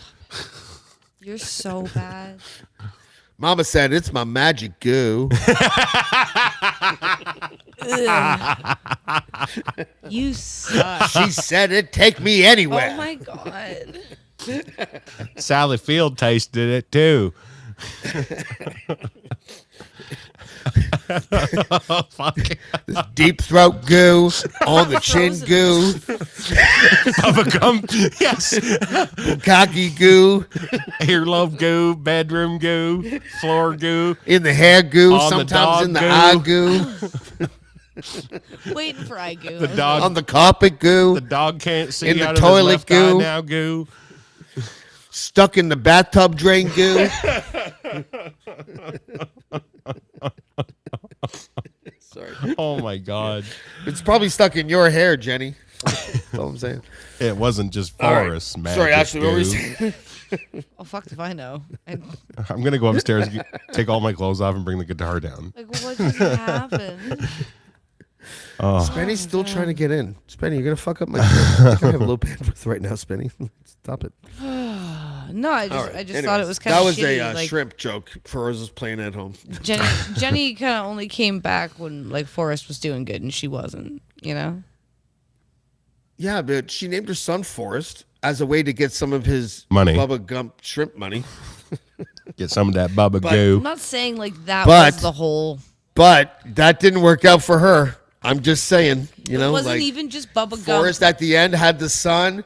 He buried that bitch in the yard, and he kept all that Gump shrimp money. It wasn't even Like just I'm shrimp saying. money. I don't know if you remember, but they invested in some fruit company. Yeah, they made Yeah. computers. It was I- fucking we Apple. invested in some fruit company. I can't remember what it I was. was sitting next to a millionaire.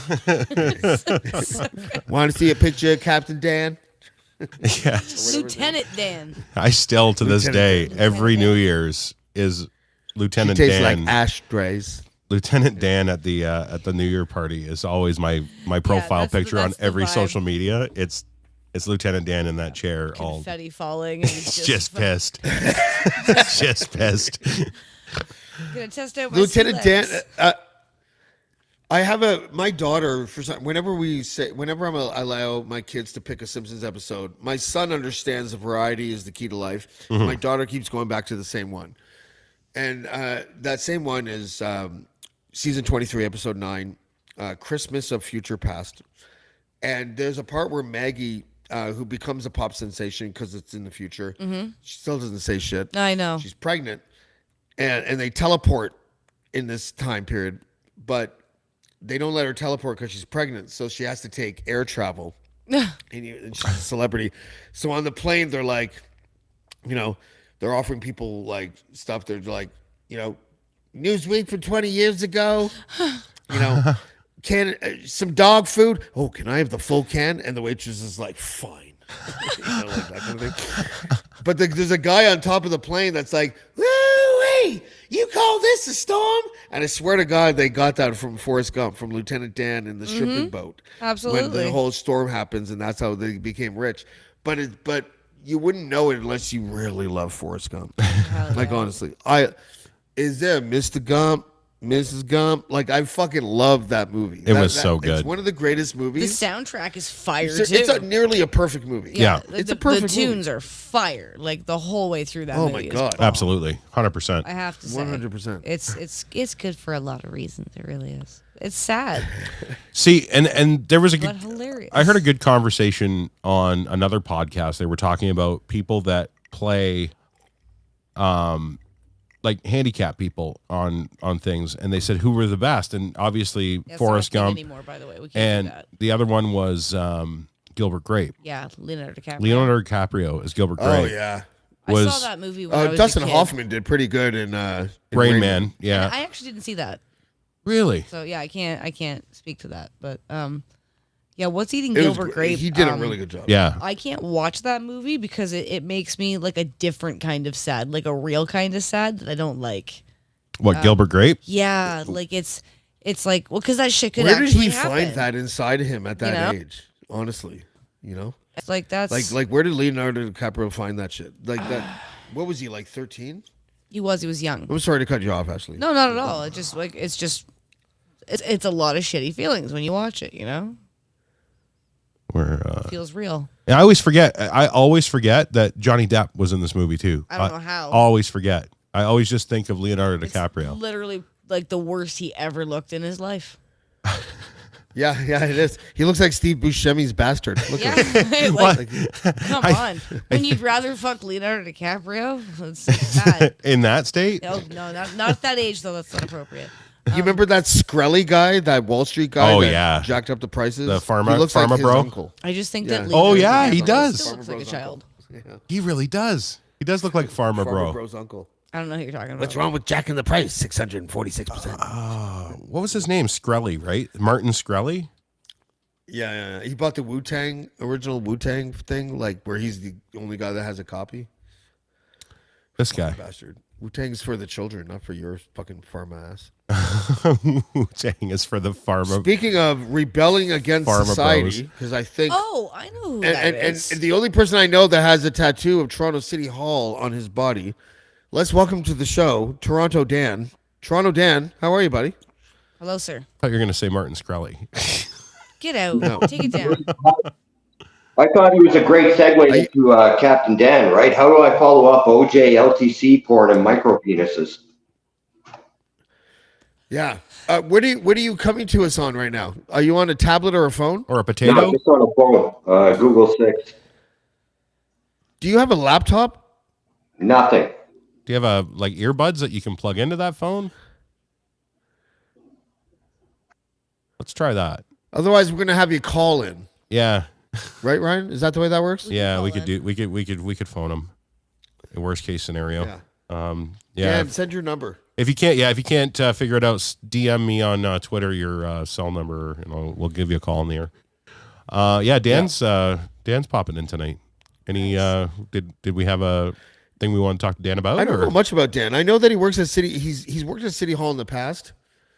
Every time I talk about my kids, he talks about how he has a different sort of thing going on with his kids, but it's tough and everything. And it's like he seems like an interesting cat. He seems to know people in Toronto proper and up to date with the issues. Oh yeah. He came one to of the the nicest guys you'll ever meet. he came to the food truck event that we had. And hung out with us for the day. When all of us were there, it was myself, Ray, Dean, obviously. Yeah, everybody. Everybody. It was a good day. The whole damn crew was there. Yeah, a lot of listeners showed up. Not the whole damn crew, because I fucking wasn't there, Ashley. I resent that statement. Maybe you didn't live in the middle of buttfuck nowhere. It's anal sex nowhere. Oh, sorry. That was not very well. Anal copulation location. Or as the farmer would say, it's blasphemous.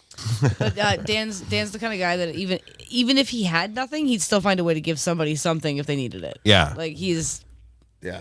good He people. gives his shirt off his they back say. if he Good had people. no shorts on. Yeah, he'd figure it out. Like, he'd fundraise for you before he'd fundraise for him. Like All right, I got his number. I'll figure this out. Okay. good people. Yeah. So I'm dying to know. I want to get to know him. I want to know a non-exaggerated version of what he's done at City Hall, because I really like it when I can get a sense of someone based on what they do in politics. It's amazing, because like the best people I've ever met in politics are people like Dan. Like they work for the elected people, or they work for someone who works for the elected people, and like they really have a ground view of what it is like to try to manage a city or a province or whatever. Yeah. And when you have a tattoo of Toronto City Hall on your actual body, you must have an infinity. What would the tattoo be for people that really love Hamilton? Would it be just like a decrepit Tents. It'd be tents now. A tent. Tent. It'd be a tent, like a little campground logo, like you'd see like an Ontario Parks logo. That's what Hamilton is now. It's just a big Ontario Park. Dude, by the way, there's a story in that story that is like I can't talk about, but that is crazy. Okay. Like some of the people that set up GoFundMe campaigns, Yeah. and other things in that arena when all that was happening, it was all scams. Yeah. Like there was Yeah, I know what you're a talking bunch about. of stuff happening. I know what you're talking about. I don't want to mention anything other beyond that. No, but like, 'cause I know. just like people should know that sometimes when they give money to people, Yeah. when they money to people, you should be able to like trust that money is going somewhere when they represent a cause. And when it doesn't, despite whatever's going on in that person's life, that's no excuse for doing stuff like that, because now you're victimizing a whole bunch of people. Anyways, Ryan, do I have to call this person? No. What do I do? Dan's on the line. Dan, you there? Dan? Hey, what's up, guys? There he is. Hey. And gal. Turn off your radio, Sorry. Dan. You're caller number 8. I feel like I'm. If you have calling into any a like special radio morning or program. phone turned on, can you turn it off? Nothing at all, brother. I'm on my phone. Okay, good. Okay, good. There we go. So what's up? Oh, there we go. Ryan's just making sure you've got a little title there. Okay. There we go. Nice. Dan, Very nice. it's okay. Dan, sorry. That delay was totally by us. It had nothing to do with technology. But what is your experience? Like, you have a City Hall tattoo, I think, or you post one sometimes. What do you do, or what have you done for people at City Hall in Toronto? Because I always feel like people that worked in the capacity that you worked have a better understanding of what's actually going on in the city than a lot of people that are elected, and certainly voters.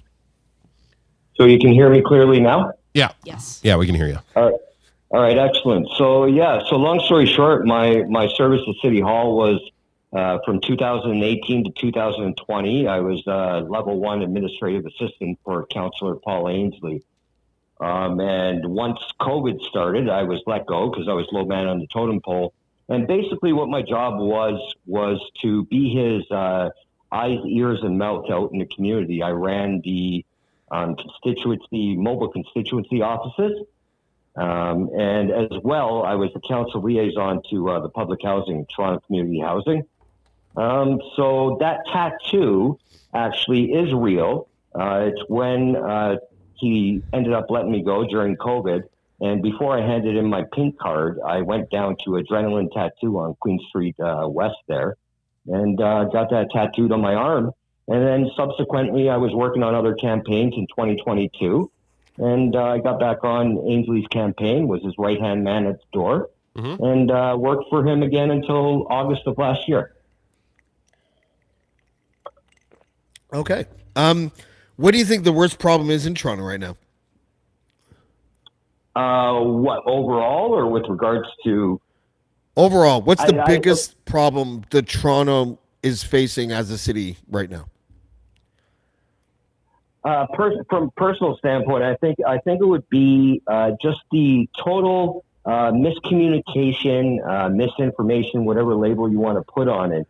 There's various groups in Toronto that do great work, but a lot of them have folks with singular narratives that just want to jump out and do their own thing. And it's unfortunately putting everybody else in the background. People such as myself that have been doing this for over 3 decades now, Lorraine Lamb, Nurse Crow, Kathy Crow, a bunch of advocates here in the city, and it just gets out of hand. And unfortunately, the media overall, it's the mainstream media that puts, if you watch it, they put the same people day in, day out, day in, day out. And it helps in certain areas, but with regards to making progress, it makes absolutely no sense whatsoever. Because unfortunately, the councillors, the NPPs at the Ontario legislature, and everybody abroad, they're looking out for the vote. They're not actually looking out for the people. And what I do within the city, I try to look out for the people because that's the voice that's not being heard at the moment. Says in your Twitter bio that you were homeless from 97 to 2016. You want to tell us a bit about that, or? Yeah, I'm a total open book. Did that right? help so you? like, Did that help shape your politics? It must have.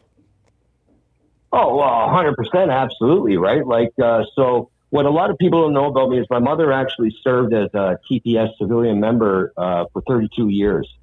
So that was part of my TPS, Toronto Police Service.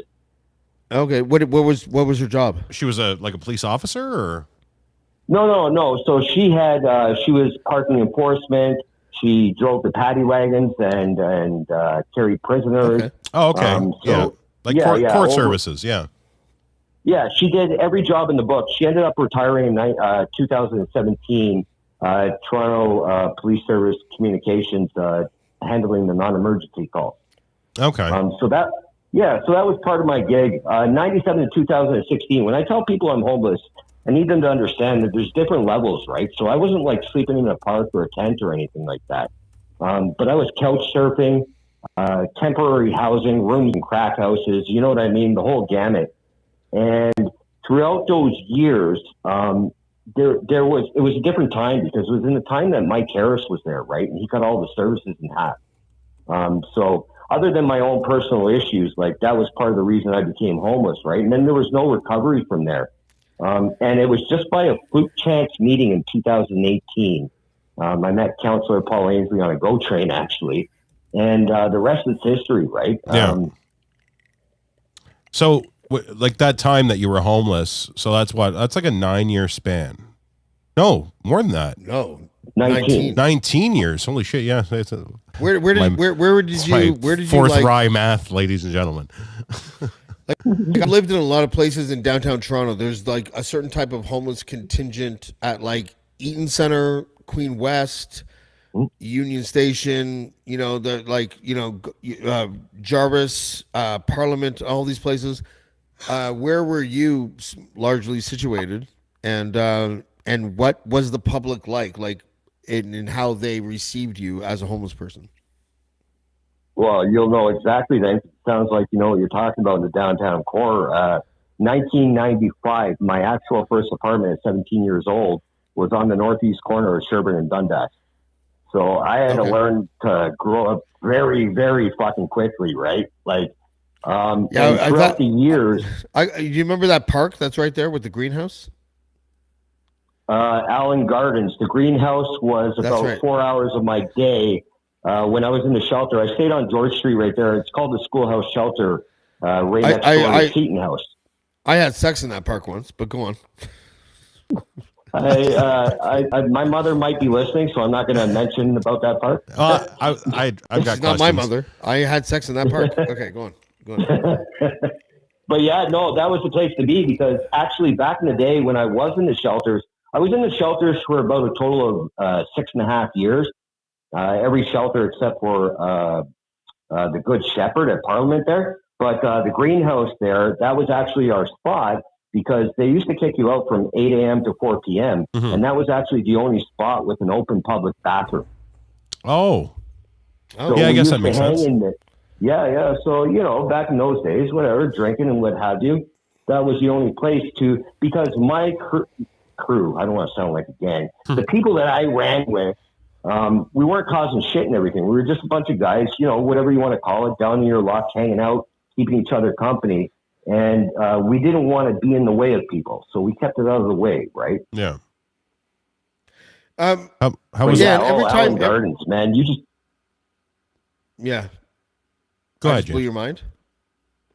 No, you brought back memories, and it's good memories from people like me because it allows me to reflect back on what I was and what I was going through and where I can go in the future, right? So, yeah, go ahead with what you were saying. No, I was just going to ask you because, look, I want to just keep it real. Like, you're on. I've known your name for at least 2 years or something. Like, I've seen you in the chat of the Dean Blundell show, my show, the Eager Beaver. I don't know you at all.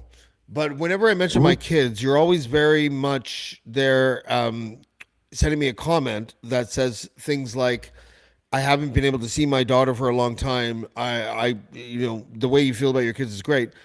If you're comfortable enough, like what happened there? Because you seem like you want to be a dad and it's not right now happening. If you're comfortable with that, are you able to share what you mean when you send me those chats? Yeah. Yeah, absolutely. I'm a total open book. So, long story short, I have 2 kids. Right. Okay, so it's a drawn out story, but I'll explain it the best I can. My oldest kid actually last week on April 6th just turned 29. So, you know, my first kid was at 17. And my second kid was actually out there in Hamilton. Last I saw, she lived at Murray and Bay Street North. And my second kid, I'm going to be honest, love her to death. Mia, 12 years old now. But I haven't even talked to her since 2019. And it was actually on my birthday. And basically what it was a young lady that I had met on the internet. We had relations. A child evolved from that. And the first couple of years were great. But then it started to go downhill. And I take responsibility too, right? Because, man, anybody that knows my story knows that I haven't been a nice guy all my life, right? But the fact is, I made an effort then, right? So we attended the courts 2015. I allowed her to take custody, sole custody or whatever, provided that I get supervised visits and such. And that was working out great for a while. And then it just disappeared. And then by the time I came around to be able to handle the situation was when COVID was coming through. And I went through the courts and everything, and they basically pretty much told me that they were not going to help me because I let it go too long. The last contact I had with my daughter, I contacted her home, and I subsequently got a call back from the Hamilton Police Services telling me not to contact them anymore. And so right now, that's where it stands with that. So yeah, when you get your calls from your kids and everything, it's actually inspiring. You're not hurting me. It's like I've been down that road already, right? It's inspiring me to do better, to allow not only my children and my family, but the people in the community to know that there is an outlet. You can reach there, right? You don't have to lay down and die. Did you struggle with like addiction abuse, like drug abuse, any of that stuff while you were in that predicament, or? Oh, throughout my homeless predicament, absolutely, right? So long story short of myself was I suffered through some brain injuries. As a child, I had spinal meningitis and a couple of brain injuries from trauma, lung trauma. So it caused whatever you want to call it, what did they say, frontal lobe damage and all this kind of stuff, and decision-making process, right? And yeah, throughout that time period of my life, actually from a young age, right? I did go through that. I went through, it started with alcohol and I don't know, I was probably about 14 years old. And it was ironic you guys mentioning the OJ Simpson thing earlier, because as the chase was going on, I was actually in an open custody facility for youth back in whatever it was, 1994, right? And it was one of those times, especially here in Toronto, the race relations were going wild, right? Mm-hmm. We had the OJ Simpson thing going on. But those that know anything about Toronto know we also had a police officer killed named Todd Bailiff. I remember that. Yeah. And yeah. Oh, you probably remember Dan. Dan, do you remember the the skinheads versus the Asian gangs? Do you remember that shit happening in 1991, 92? Oh, dude, I grew up in the old city of York, right? So, Christy Pitts, all our high schools, you would set up to meet. Right. They would have chain gang fights and baseball bats and everything. It was crazy. I'm an '80s kid, 90s. Right? Yeah. Oh yeah. I'm going to be 47 years old this year, right? So I remember all that. I grew up. I went to Rockcliffe School in the city of York and also Runnymede Collegiate, right? So in those days, it was like Jane and Dundas, Woolner, these types of areas in the city of Toronto, right? And as I hate to say it, but as a white dude growing up in those types of areas, you either knew how to fight or knew how to talk or knew how to do both. Yeah, because that's exactly what was going on, right? But where I live now is actually known as the Little Jamaica area of Toronto, right? So, and it's like everybody loves each other, everybody gets along, and it's a different perspective on life, mm-hmm. right? Yeah. And sorry if I dragged that along. No. James, back to your kids like that. Keep doing what you're doing, because it doesn't matter what part of my language. If my mother's listening, but it doesn't matter what the fuck you're doing. You're showing love to your kids, and you're showing responsibility. Like when you have to cancel shows, or when you say, "Okay, my kids come first," that's showing responsibility. And you got to keep doing that. That's the only way to go. That's good advice, and I say the same thing. Like I hate bringing my story up when it comes to this, and I brought it up on this show prior, because I feel bad about it to my friends that have shitty go at like the co-parenting thing, right? Like we are very lucky. I get along with my ex. The breakup was mutual. It was very civil. There was never any lawyers involved. We literally used Google to figure out how does fucking child support work and stuff like that. So it's tough for me to relate, but I have empathy for it, because the thought of me not being able to at any point in time pick up a phone or get in my car and go grab my kid and go for lunch is it's alien. It's alien to me. And to think about a dad that has to live with that, I don't know how I would handle that. It's hard. It's definitely hard. I got to be honest, Ryan. Like I hear what you're saying, right? It comes to a certain point of time, and if anything I say sounds out of the ordinary, I apologize to you guys. But like, there's a switch. There's a switch. So me right now, sitting here in my room because my dog's out there, so I don't want to go in my living room. But sitting out in my room, when I first moved to this place, it was with the understanding that I would have visits with my daughter, right? So I got a 1-bedroom apartment instead of a bachelor. You know what I'm saying? Mm-hmm. And I've been here about 5 years now, and this bedroom's stayed empty for about 3 years with the hope that, like, hey, I'm going to get that visit. I'm going to do good, right? But there comes a point where you've gotten to the bottom of the line, and what else can you do? You cannot go kidnap your child.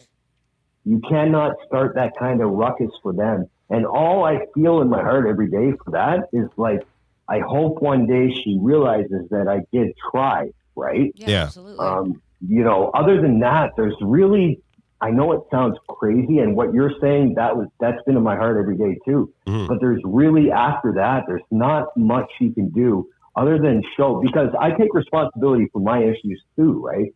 Yeah. I probably caused some too. It's not just her mother or her family or anything. Mm-hmm.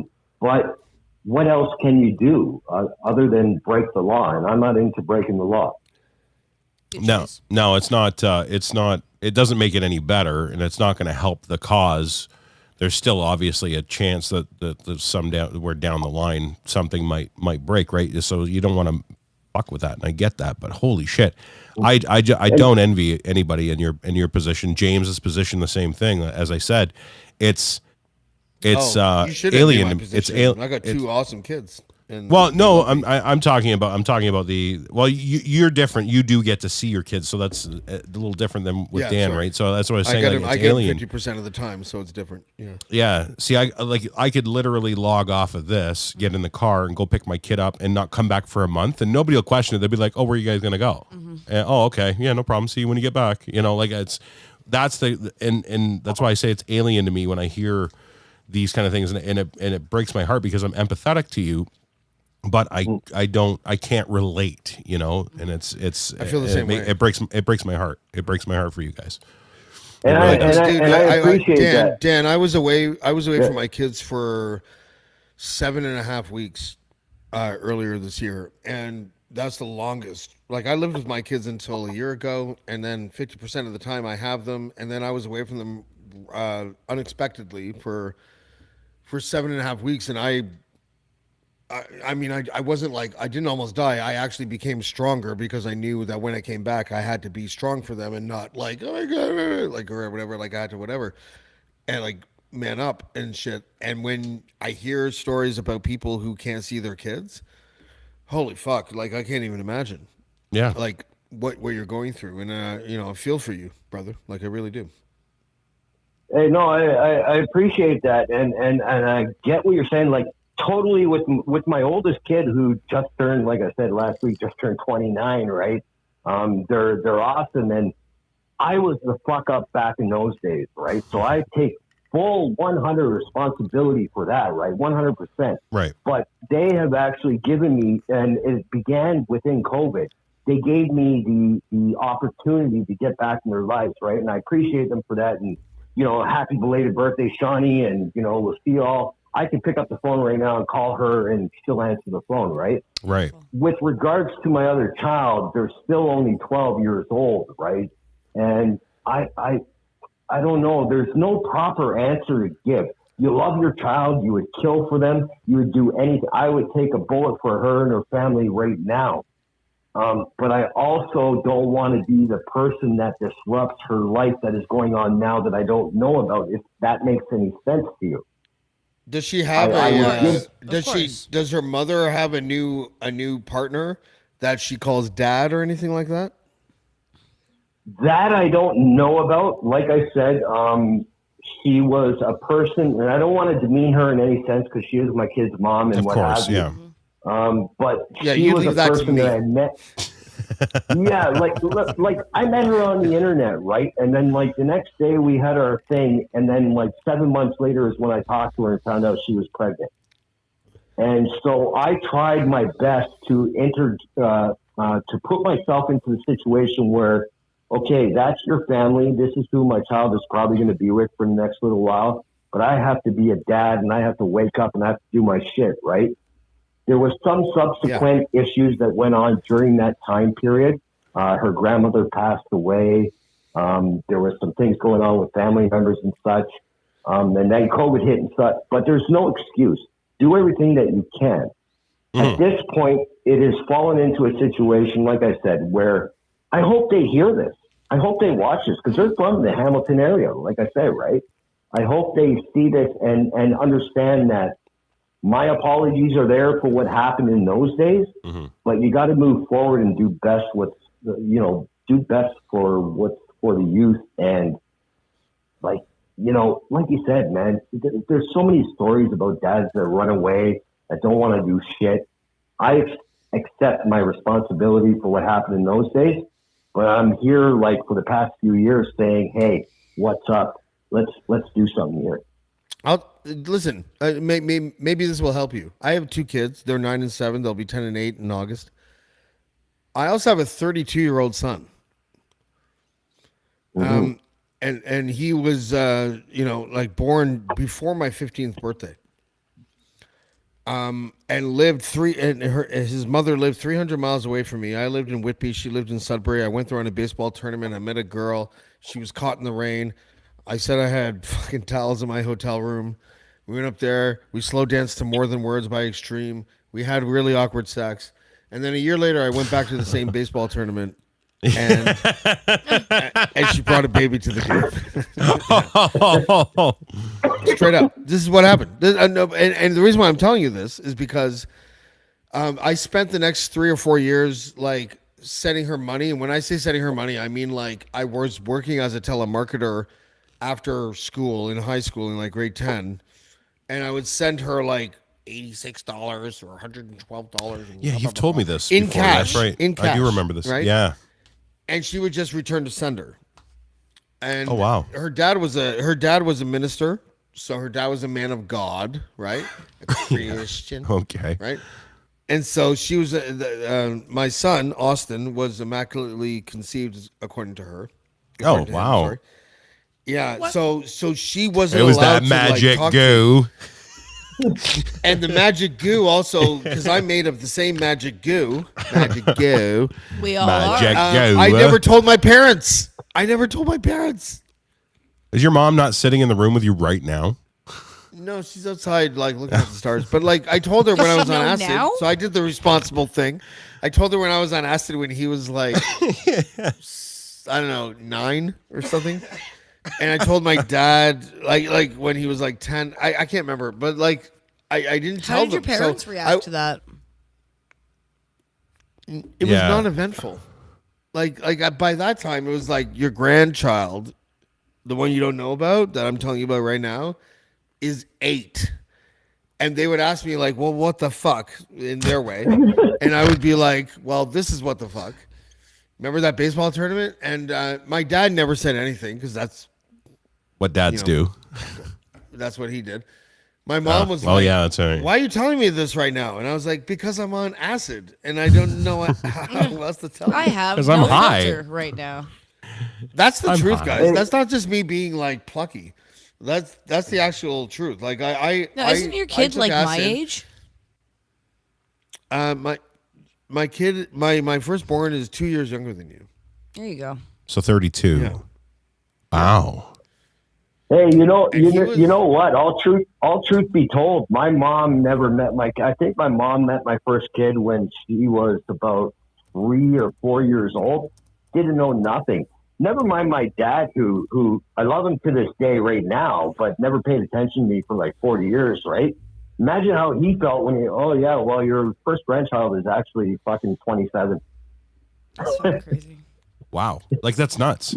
It's crazy. Like, and this is what happened, right? And it's all gravy now. So everything that James just said, I can attest to and feel for it, because like I went through that, right? There was times I was sitting there going, should I tell my brothers? Should I tell my sister? Should I tell my mom? No, let's just hold off. Let's drink another 12 pack, right? That's what those days were like. But these days I'm like, fuck, here they are, man. Let's celebrate. You know what I mean? Let's have a good time. We're all family. This is all we got. So everything that James just said, yeah, bang on. Bang on. Well, Douglas listen, Connors from the Eager Beaver speaking podcast of bang on, joins us.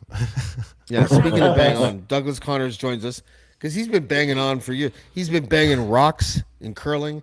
He's been banging something number in one theater. hit bangers in the He's theater. been banging his sweetie. He's been banging his sweetie.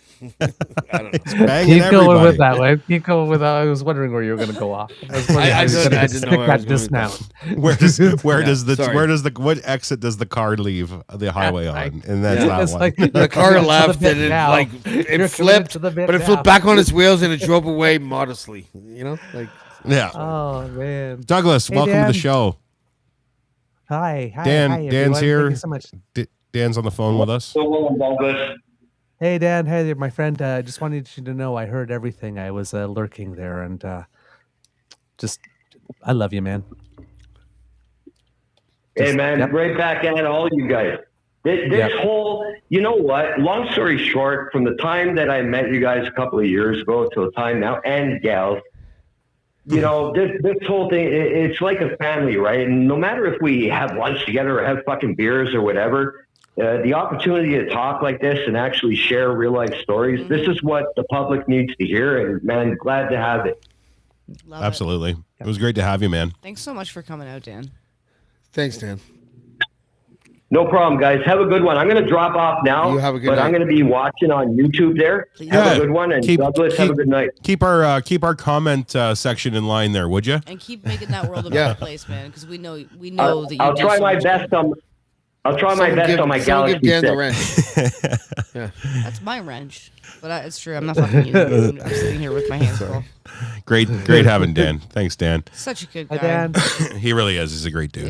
I think if the world had like more people like Dan, it would probably be a better place because he does good shit. Yeah, follow him on Twitter too if you're there at DJT624 is his handle on Twitter. DJT624. Give him a follow. He's a good dude. Good fella. Douglas, can I ask you a question? Yes, absolutely. It's more of a comment. I want to let you know something. I'm very critical of Justin Trudeau. Very critical. No. And I watched him Nothing wrong with that. testify. Shut up, you fuckers. I watched him. I watched him testify, and I didn't think the questioners were like 100% awful. There was that one guy. Excuse me, I just hiccup. There was the one goodness. guy that was like clearly looking for a social media post kind of thing. The guy with the turban, I don't remember his name. I'm sorry. Like, I'm not trying to be a dick about it, but that's the way because that's what I saw. I love that Justin Trudeau. That the Justin Trudeau that is testifying in front of people that are taking facts of what he's saying. The nouns mean something. The adverbs mean something. The glasses even. I'm just like, I'm sitting here looking at this guy and I'm just like, I haven't liked you for 8.5 years, but right now I really fucking like you. Like, I'm the same as you with moments. Yep. He's got Yes. moments. And but Douglas, my question to you is this: why is it that Justin Trudeau can't materialize in the House of Commons and the press?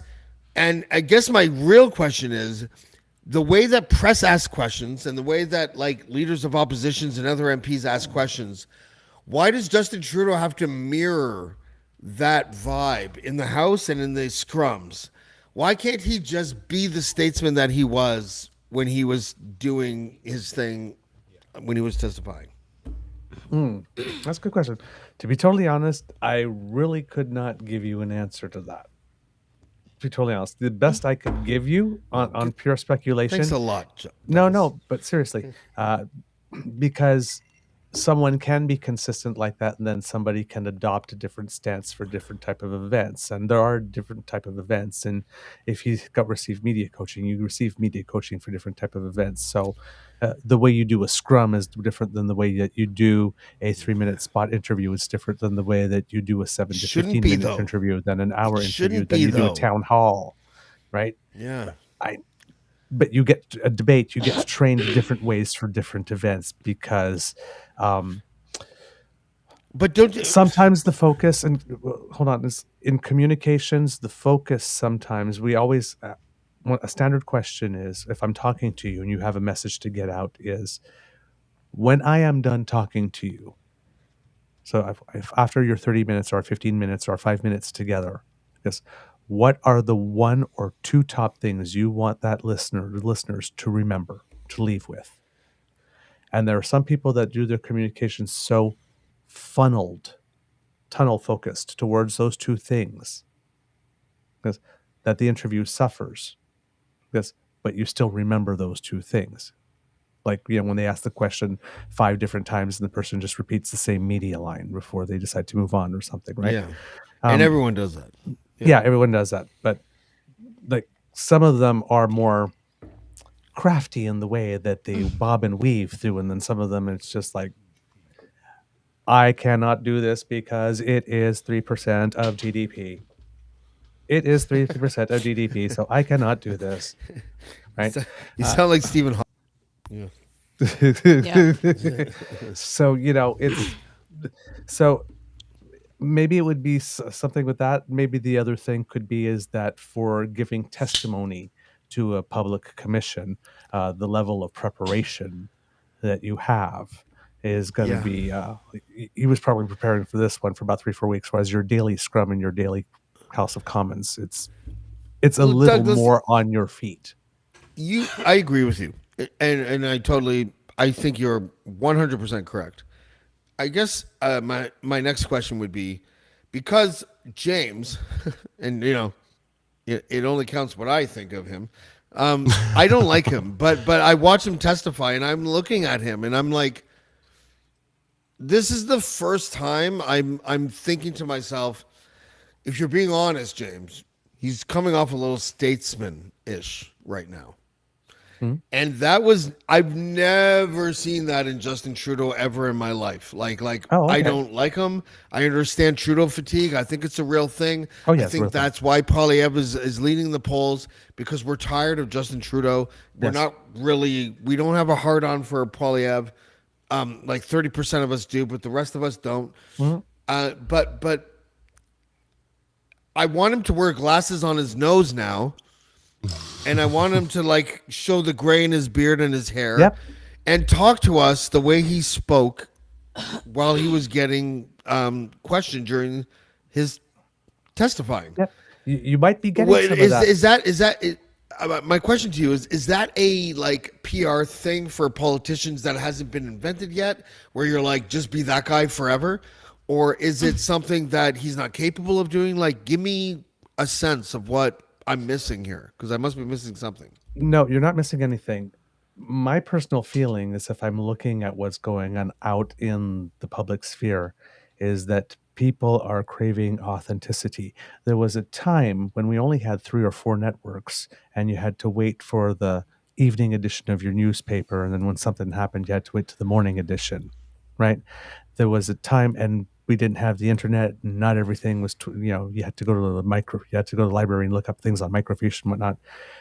You could get away with being, the politician is perfect, right? That's when some sex scandals would get people to step down or get people to get fired, right? Because the politician was perfect, was infallible. The party was infallible. It was always doing the best thing in the best interests of the country. Yeah. Can I just interject for 1 second? Just for 1 second. I'm waiting for the sex scandal that gets someone elected. That would be right. Go ahead, Douglas. Right. And then what happened is we had all of these new technologies, and people seem to be using them to try to do 1960s, 1970s fathers knows best politics better. And the thing was, no, you didn't. 3 weeks ago, you said this. Here we go. We got it on tape. Oh, look at you. championing against gay rights, and look at you doing little tap dances in a toilet stall. Right? So you couldn't be the virtuous politician anymore because we get to see all your life. So there's a time where people were just trying to do that father's knows best politic better with modern technology and sucking at it. And then there's a couple of other people that just came along and said, hey, if there's cameras on all the time and everything's recorded and everything's forever, then I got to pick one person to be and just be that one person. Ryan, just before and you see go different ahead. sides of me. Like this, but I got to be consistently I just that want to say person. one quick. I want to say one quick thing, Douglas. As a person who, like, listen, after Justin Trudeau said, because it's 2015, it took a week for me to be annoyed by that statement because I realized that it was like, I know it was off the cuff. And then I started to realize that off the cuff is what I hated about Trudeau. When he was giving his like statements during COVID and he came out, it was always the off the cuff, head shaky, whatever stuff that he said that I was like, oh my God, what the fuck? Like, he's so schmaltzy. I can't stand this. He sits in front of an inquiry about foreign interference in our elections.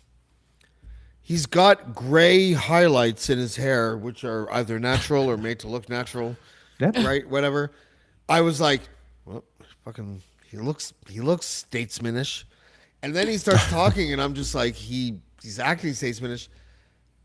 If Justin Trudeau, there's two things that will happen, that could happen, that could make Justin Trudeau go against all these polls and win the next election.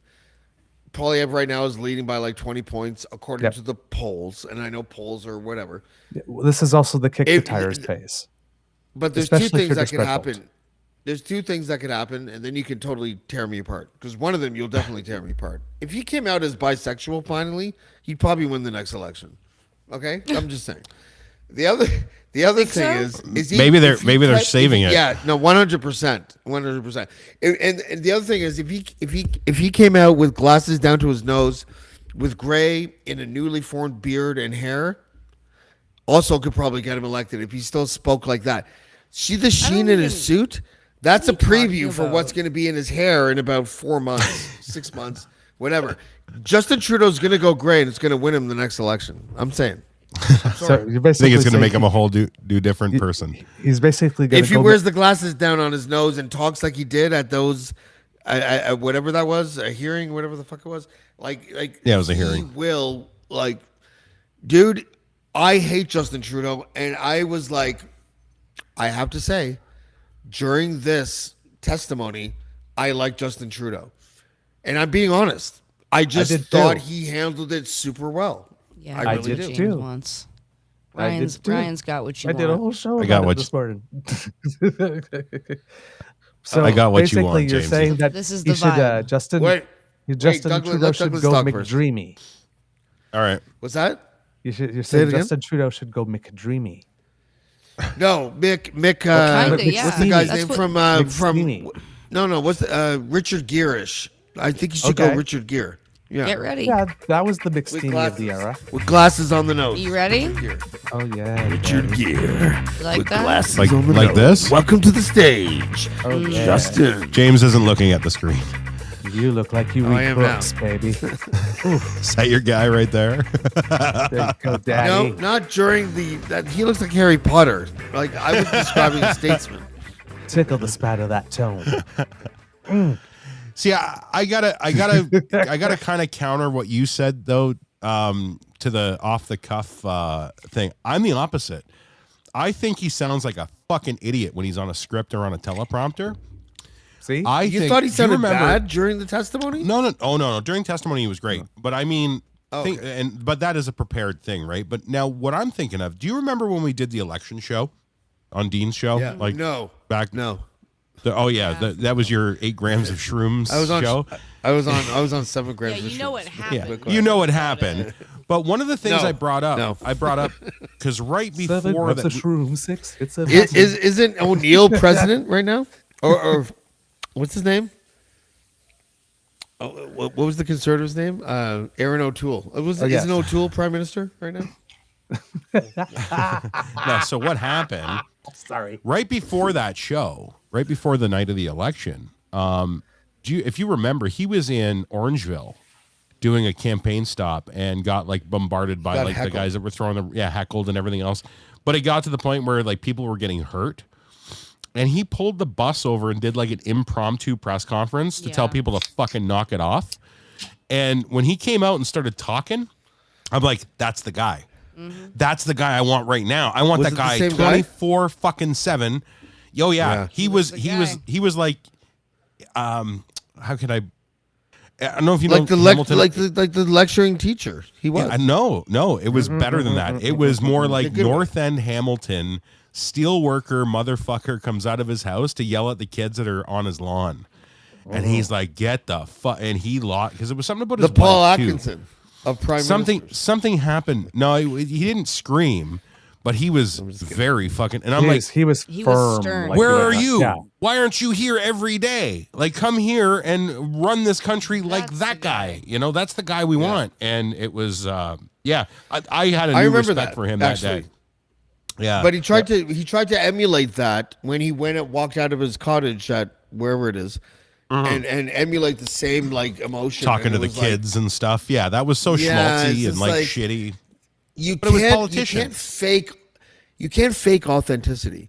Authenticity is in the moment. It's in the now. So if you're authentic when you get off a bus, like you just said, Ryan, and said all those things, and you sound like a union head in a good way. Great. But you can't then go to sleep in your nightcap and your stuffy and then wake up the next day and walk out of your house and try to emulate the shit that you did 2 days ago. Yeah. It's not going to work, right? Like, and that's where he goes wrong. Yeah. But and that's what I was saying about the, through across all mediums and all thing, because everything's 24 hours. It's just that being that one you, when there are different versions of you or different sides of you that you bring out depending on the situation as it's called for. So, my guess is that, I would think that given that he comes from a political family, he is predisposed to looking at moments of when things need to absolutely be serious as moments that need to be treated as such. But he could do that, Douglas, in the House of Commons during question period. I'm not saying he couldn't. I'm not saying he couldn't. That's what I'm saying is like if he's adopting the version of that he thinks that he needs in each one according to how the game is played there. But the thing that made Tom Mulcair famous across Canada, what he was doing, was the way he used question period, not to wrap his question in a I'm going to come bouquet of something, but just delivering the question. Everything you say right now is just right? Keep going. He was the cross-examiner in chief for all intents and purposes, right? So go again. I can do it. Uncle Hank. He needs to find his version of that. Yeah. Right. Because if you see the question period at the moment on the conservative side, it's a fucking telethon. Yeah. You know what it is, Douglas? Justin Trudeau is not about the cost. We're going to axe the tax that, and get to that. Right. Just before you make the point, like I'm telling you, like there is a Tom Mulcair was exactly how Douglas described. Thank you, Douglas. Like I needed that. But the thing is that he was the opposition at the time.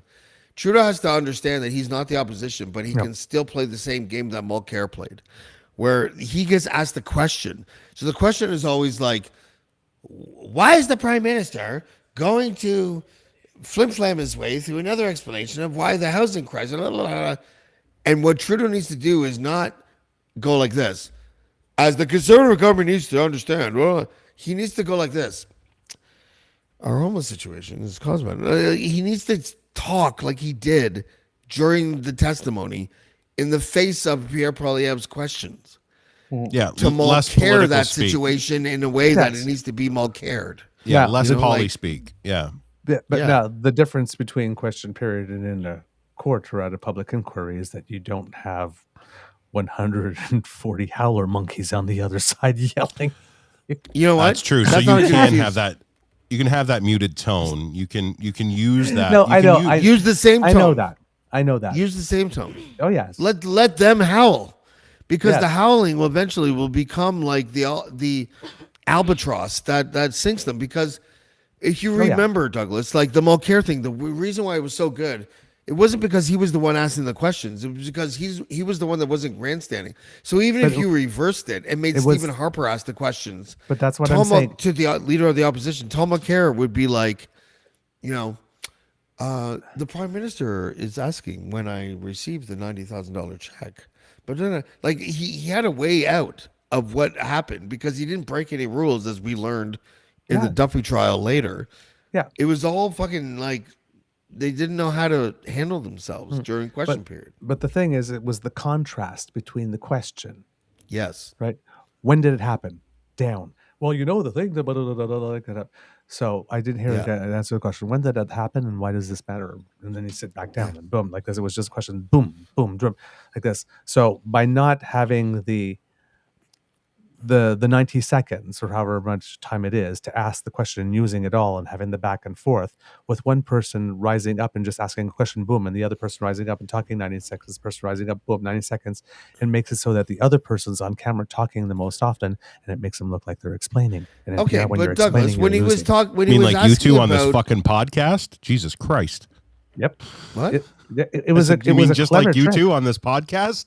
Yes. No, but listen, but hold on for a second. When they talked about the Arrive, what is it, the Arrive scam? What do they call it? Yeah, Arrive scam. Yeah. Arrive can. Yeah. Arrive can if you're liberal. Arrive scam if you're conservative. Like when he talked about it blew, like there was a basement and 4 employees were there and it was 250 million. Why didn't Trudeau stand up and say this? The original estimate of 80,000 was for this. There were the remaining 248 million or whatever it was, because it was off by 2 million. Yeah, my bad. Was for this, and that's what the discrepancy will show. And if anyone wants to see it, they can go to whatever.com and sit down. Like, why does he have to grandstand the way that he grandstand? I do not know. That's what I mean. Like, see, he acts differently too. He and this is a left and right thing all over Western democracy, where the left think I'm gonna raise above it. It was that whole we go higher Michelle Obama bullshit. Yeah, when they go low, we go high. Yeah, the problem is we don't need that. We need you to, and I'm not saying it's a good thing. If they're not going to match your energy, you need to match theirs, because I think a lot of the reason why Poilievre is so captivating to people that aren't politically astute, we'll say, or like politically literate, we'll say, it's because he's yelling like they would yell if they were standing in front of somebody to say, why am I not getting X? Why is X happening? It's the we go higher, holier than thou bullshit that I think they need to, yes, keep it for certain occasions or whatever, but to always have to default there and to try and be witty or with your like some sort of a sophisticated comeback, calculated to the point where it goes over the heads of the people that are listening, you're not doing yourself any service, and everybody stopped listening to you. They're only going to look at the guy that's yelling and screaming like a baby, which is Pierre Poilievre. I'm not saying that I want to see our political systems devolve, but I do want to see that energy matched to the point where you can shut somebody down. I want that person, because they will not shut down if you are constantly being the sound voice in the room. They won't shut. They're not going to shut down. You're not. It's like trying to say that arguing with people on Twitter is going to convince them otherwise. It's doing the same thing, but in person, in question period. Stop it. Let the gloves come off every once in a while. Get the guy on the chin when you got him. When he's standing there asking, yeah, you want a piece? You want to take the piece. Take a piece and then bring it back. It's just the strategy is one thing, but like I just think when you're trying to reach the real average Canadian, you got to talk like they do at work. You got to talk like they do at a bar, like having a beer in a pub. Talk to the people like that. Be the everyman. Yeah, be an everyman. Be Joe the plumber. You know what I mean? Remember Joe the plumber? Remember why Joe the plumber in the States was such a big fucking thing? Well, it's because you could relate to Joe the plumber. I don't know shit about politics, and that's why I shut up when people talk about them, because it's nice to just learn. Yeah, come in closer, but I can't hear you. That's the one thing that I do know is like, shit, you have to be relatable. Yeah. Like, to the majority of people. Like, that's the fucking goal, is it not? I just want to hear. I just want to hear. Like, lose sight of this. I want you to. My favorite is when you do catch those. Like, and I know it's not parliamentary, but when you hear, like, so and so called so and so an asshole under their breath. Good. You know why? Because he was being a fucking asshole, and he got told he was an asshole, and now we're back to normal, and we're still carrying on in business. I'm in very high level meetings in my I call it my grown up job during the day, and I'll have VPs. Like North American VPs on these calls that we're having these group sessions and discussions, and everybody's talking it's very buzzwordy because it's fucking corporate speak, right? We're going to throw it against the wall and see what sticks and blah, blah, blah. I'm not afraid to say that's bullshit, guys. That's not going to fucking work. And then everybody stops and like, oh, it's like, oh, now I have your attention. Okay, good. Now I'll go back to speaking like a business guy. You know what I mean? And then, but now you're all listening to me. Yeah. If politics acted the same way, this is why I said during COVID, the biggest problem in COVID was messaging. And you know what the biggest problem was? You know what they should have done? And I will take this to my fucking grave and die on this hill. They should have hired comedians to write and deliver the fucking messaging. It should have been a stand-up. You should have had a guy like Louis C.K. standing in front of a camera going, Seth well, MacFarlane. guys, things are fucked up, eh? So listen, we're going to need you to put a fucking mask on for a little bit. We don't know how long this is going to be. Yeah, I don't like it. You don't like it. Let's just do the thing together, guys. Yeah, and you know what? You would have had unity. I guarantee you, way better than we fucking had now. It's because of messaging. You're talking to people like a fucking alien. Dave Chappelle could have come and done the whole unity. Yeah, unity, right? It could have been we can do so much better by not trying so fucking hard. Yep. Stop trying so hard. Just be a human. Yep. But anyway, that's my piece. Sorry.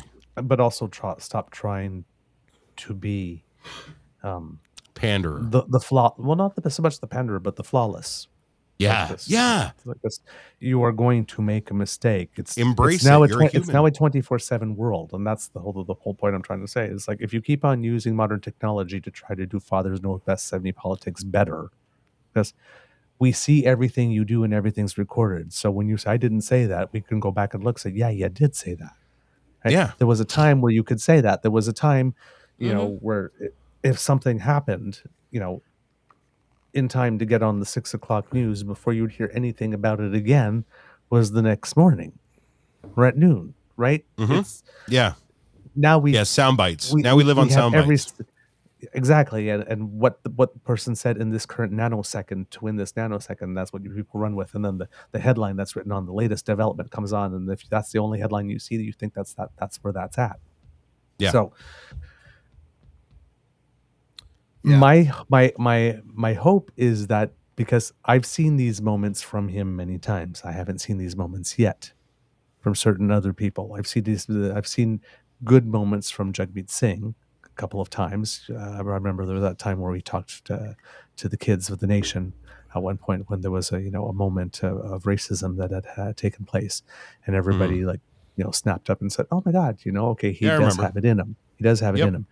But there seems to be an element to the way that politics has been played or whatnot, that there's, it's like you have to play the game. So in question period, you do this, and in scrums, you do that. And it takes someone to come along and say, I'm not going to play that game that way. That's one of the reasons Donald Trump was so fascinated. That's right. I guess. Because it's just like, all he had to do was say, I'm going to shake it up. All he had to do is he just said, screw the rule book. Yeah.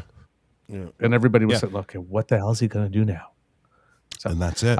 But I'm thinking that where the Prime Minister is concerned, there is a possibility that you may get your wish, because there's been little moments. We've seen moments in certain, when he's out making an announcement and they're asking him the Q&As after. And every now and then, more and more often, there's a little bit that has like a little bit of spiciness in there. You know what? You're seeing he just slice it.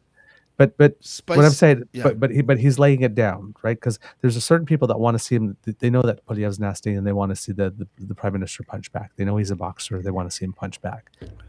But like the Prime Minister's a boxer, but he also does yoga, right? So he doesn't want to Yeah. punch unless he absolutely has to punch after you finally get off That his is the nerves most because generous he is description. so damn freaking zen. So you That have is to the do most so generous much to get description him. ever. But it just seems to Honestly, be like you seems to just be like gave that. him a get Like, out of jail free card that I've never listened. Listen, I he knows like how the to prime, throw a punch. I like the prime minister right now. I like the prime minister right now because his when he testified, it wasn't something that I found dramatic or schmaltzy or anything like that. It was to the point. It was direct, and I was like, "Oh my He god, knew I his love this shit. guy." Hold on a second, but then, like, he has to understand that Poilievre is popular right now, according to the polls, not because he's a good candidate for prime minister. Not like I don't like him, you know, and it's not because he's a conservative. It's because he's Pierre Poilievre. I don't like him, right? Like that. I know he's a dick. It's because he's unlikable. Yeah, he's got a That's But punchable what people face. don't Yeah. understand, but what people don't understand is that he's not like ahead in the polls by 20 points because he's stealing from the Liberals. It's because he's stealing from the Liberals, but he's also stealing from people who don't identify with any party that vote center or center left or even far left. Ding, ding, There's ding. a far left overlap. Poilievre is stealing from the Green Party right now as much as he's stealing from the PPC. Also the NDP. And people don't understand like why that's happening. It's not happening because centrists are going over there. It's because far left people that don't believe in things like vaccine mandates are going over there. Yeah. Yep. And so Trudeau and the Liberals have a very precarious position right now because they don't have the position of an anti-vaxxer. They don't have a position of a person who's anti-mandate.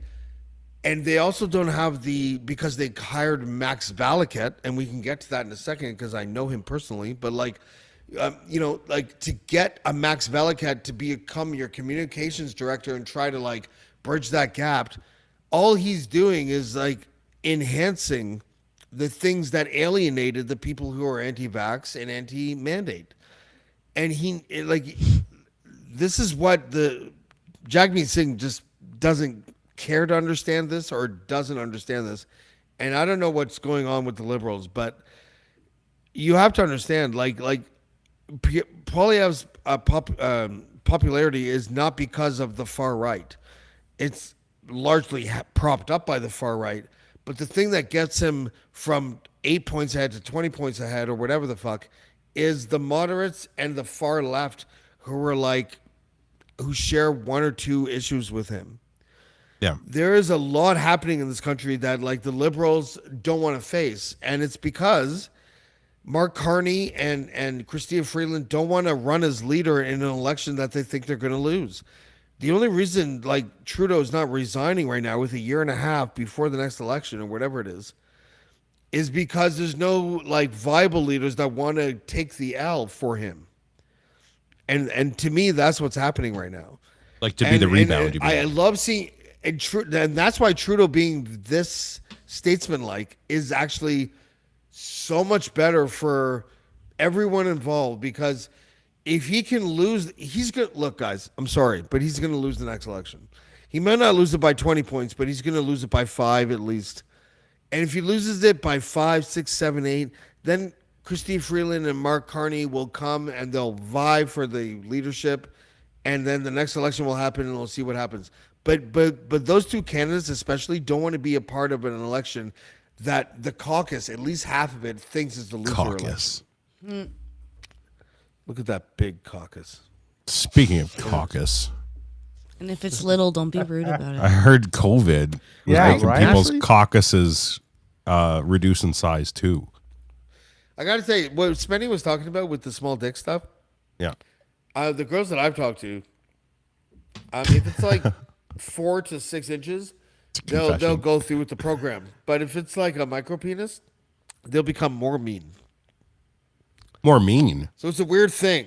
Like the smaller it is, the meaner they if become. you don't want it. All right. Saying.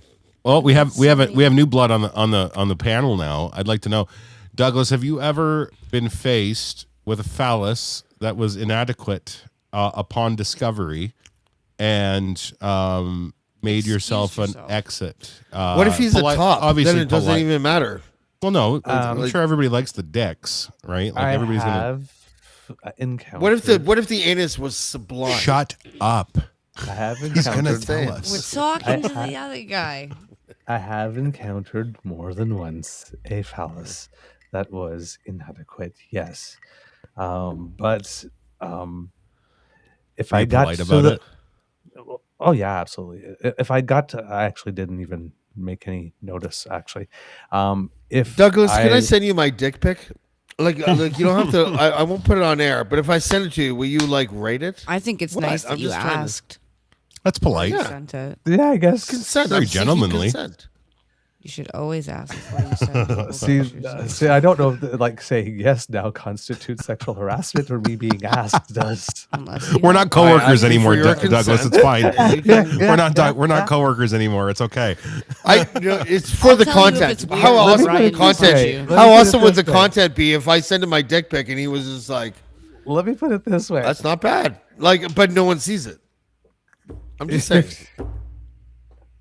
Actually, that would be funny. You have my email address. If you choose to I'm send me sorry your dick that pic, I cannot sorry stop that's you. funny. I'm sending James, Douglas my wake dick it up. pic. I want to know. Wake it up. Let's go. Yeah, you got to get at least a Fine, I'm semi. awake. You got to no wake it up. No, I'm going to send Is the this thing existing on? dick pics that I have on my. Oh, he's hard got a drive. gallery Oh, prepared. Oh, you're see? fine. Okay, let's go. It's the best of. Yeah. Oh, That's James how it is works. the greatest Right dick hits. But no, Douglas, you seriously. can't share it though. You have to promise Douglas- me not to share it, Douglas. I would never. Okay. That's literally. Then I'm going to send you my illegal dick. I'm really Do you, going to do it. do you know who I'm you're gonna do it. talking Oh to? my It's God. Douglas. Are you doing this right now? Are you serious? Yeah. Can we get his live reaction This is without the content. picture? Yeah, that's what we're doing. Oh my God, this is No, Douglas. beautiful. When That's when what- when that's you what open James the said. picture, we'll do this. Hold on, for those playing at YouTube. Okay, Douglas, open the picture right This now. is so weird. And you're And then gonna we'll do it. judge it. Wait, do I still have your consent? Because I'm serious.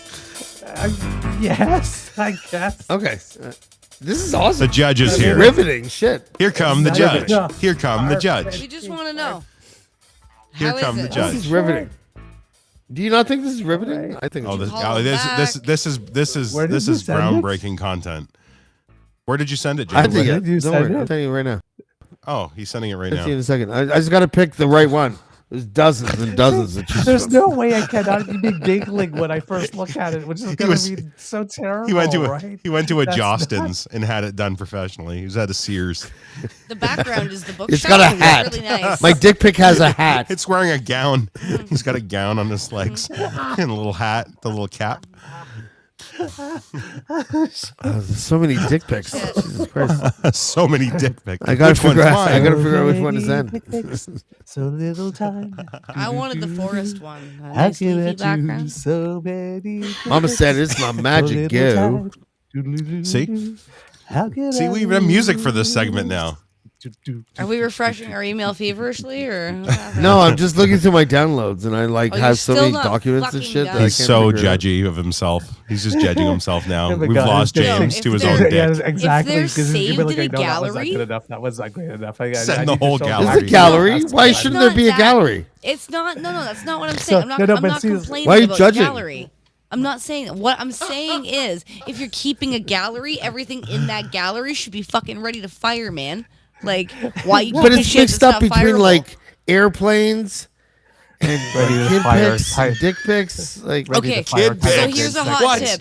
If you have an iPhone, It's you all can in the use that download little- folder. It's not that my little fault. search thing in the corner, and you can type in penis, and every picture in your phone that has a penis in it will pop up. yeah, but I don't do things like that. You know, like. Oh wait. Oh, there's one. Okay, there.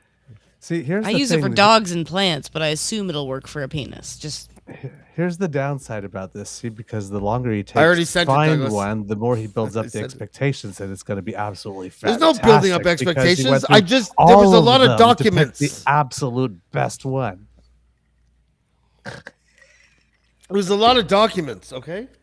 Jesus Christ, you guys are like chatty Cathy's. Okay, Did I drum send it? roll, I sent it. please, everyone. oh, sweet baby I Jesus. don't know how I'm going to explain this to You Alex. can't share the screen. Okay, I'm sorry. I'm going to have to do this. Oh, is it 'Cause it's- sideways?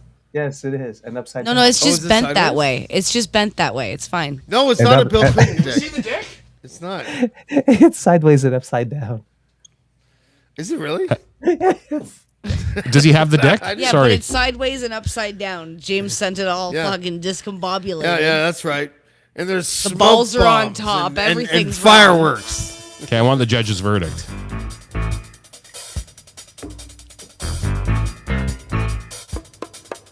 Wait, hold on. Douglas, you can What? see the chat, right? I can see the chat. Yes. Yes. Why do you ask? That's literally like confirmed by partners with measuring tapes. Oh, So now okay. you're having like an idea. Yeah. It's like TSN. Don't say that out loud. Don't that I'm matter. upset. Stats I'm upset now. because I can see the chat. Oh, that's right. So, Just between you and me, James. Just Nobody else is between watching. I feel like Paul now. Now I feel like Paul. Baby, I know my cock is big. Fuck. Well, Just you're a lot taller than me, Ryan, so you're Congratulations probably on your bigger. penis. James. Dude, I'm hung like a field mouse. It's fine. Wait, hold on. Douglas, Like go a ahead. frightened squirrel. It's That's- okay. Hey, remember though? That's how you got me. Like a Ryan field told mouse. me. Ryan told me for weeks that he had a micro penis. I did. Like, you don't want to I date was me. like- Before you saw it? Before you Yeah. saw it? Yeah, and I was like, Oh, yeah, that's the okay, best. and I kept brushing it off, but then he kept like saying it, and I was like, okay, wait. Maybe he's real. And one day I stopped him, and I was like, you just wait. You're fucking with me, right? Because like, it's just I'm enjoying your company. And is I it know just that. enormous want now? to. Is it enormous? Is it like an anteater? I just showed my Sorry? dick to Douglas. That's not a very fucking hardcore question in this context. In this economy? Who can afford to have a huge cock? Are you curious? Are you crazy?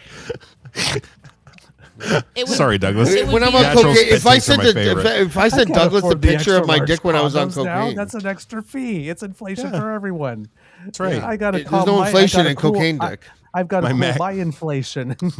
My magnum inflation is out of control. No, no. This was fun. My carbon James? rod tax. Go on, Douglas. James, Kits, everybody watching, I can confirm in my expert judgment in all things related to the phallus. The music is killing me. I love this. As queen, I hereby declare Sir James's phallus worthy of interaction. Oh! The interaction. Hello! Huzzah! You may put it in your Huzzah. mouth and enjoy It is good. The fanfare. Good shit, bud. Congratulations, Happy for DVRA. you. It is good. What is it called? Something tried, something approved. So is James Well, I can't say it's tried and approved. tried it many times. No, I'll with tell us you, I've it goes handled the that other that way. that I piece of believe in equipment truth many in times advertising, before my I friend. sent I it to you, cannot say Douglas. that. It's not tried and approved. But it's definitely, definite. It is. I would frame this. There you go. Wow. That's quite the high compliment, James. Good for you. It's very aesthetic. Now I want to take a picture of my dick and send it to Douglas. Except for, and probably for Put your you, toilet this paper? would work exactly, except for the roll of toilet paper. I took it to the bathroom and there's toilet paper in the background. That's what Yep. Douglas is alluding to. Yep, indeed. It's trish, but the angle is chic. You know what's funny? If Well, I do Leanne have is a still in picture. the chat, Leanne Don't- has don't- the same picture. The I do have a angle is picture. Just very don't mind the chic. dead hooker in the background in the hotel room. I'll send it to you right now. Everybody be cool about this. Yeah. Part of me that says, Like, I'm chill, looking at everyone this. chill. I'm also looking at She's it. only been dead for like 6 minutes. It's fine. I'm also looking at it. I'm going, it reminds me of them. Oh, yeah. Do you have a someone in mind? Oh, yes. Oh, look at that, James. You got a doppelganger. out there. You have a cockle Fucking ganger. hilarious. You got have a a cockle cockle ganger ganger. out there. A cockle danger. Yes, A cockle ganger. Well, since we're not disclosing who, I A have dick to say double. I have to say it was quite a wonderful time. Ooh. I have a Thank you, doppelganger. Douglas. Thank you. For what? For your vagina? No, like this freaked me out. He just but complimented my dick. I actually do have a doppelganger. Well, and, not yours technically. I found them. Online. That's Yeah. right. Remember that? Yeah. That was fucked yeah. up. And I have a picture. I have multiple pictures of her now. Is her name 'cause Ashley we're too? friends, and her name is Ashley. Yeah. And I didn't No know way. that until I found her. Email me a couple. It Do you have fucked them me still? Right up. On your phone? Somewhere. We'll look while I talk I about don't it. know. Yeah, I don't email them put to me and I'll those put them on the screen so people She's can a see it. lovely human, by the way, Could you which put those up? made me super happy. What's that? Sorry? So can you put those ones up? Yeah, yeah. Why not? It's fine. Put mine up. Douglas, erase it. This was, Delete. Oh, I'm not Delete. deleting that. I just got a text from Douglas. Excuse me for a minute. Oh yeah. I'm not Oh, you deleting too? that. Douglas, if you're not going to delete, you have to at least film when you and your sweetie have sex to it. Utilize Darling, it. anything. Yeah, yeah. Utilize Make it as- it worthwhile, my friend. When you pull My out the God. James D. Fiore marital aid, we need to know about it. James, by the time we'd get the lighting and the camera angles right, we'd be too tired to do it. It's like an Alex Jones Send infomercial. just some The more. James D. Fiore marital aid. It's like, If ooh, you So and your aesthetically gay sweetie, pleasing. what It's angle not do I- huge, but it's okay. what this angle do dick I is need turning to the lie to frickin' get- frogs gay. What my angle do I God. need to lie to get this little fold? Not just there. We go. Okay. my God. No, that would. I don't know what that means. We would never It be wasn't able about to me. I make sent it when. to you. Let me put it this Email? way: that we would probably never be able to make when my partner would be proud enough to send out. It's funny Why did I because send that? it's how I originally found it. Guys, should I not have sent that?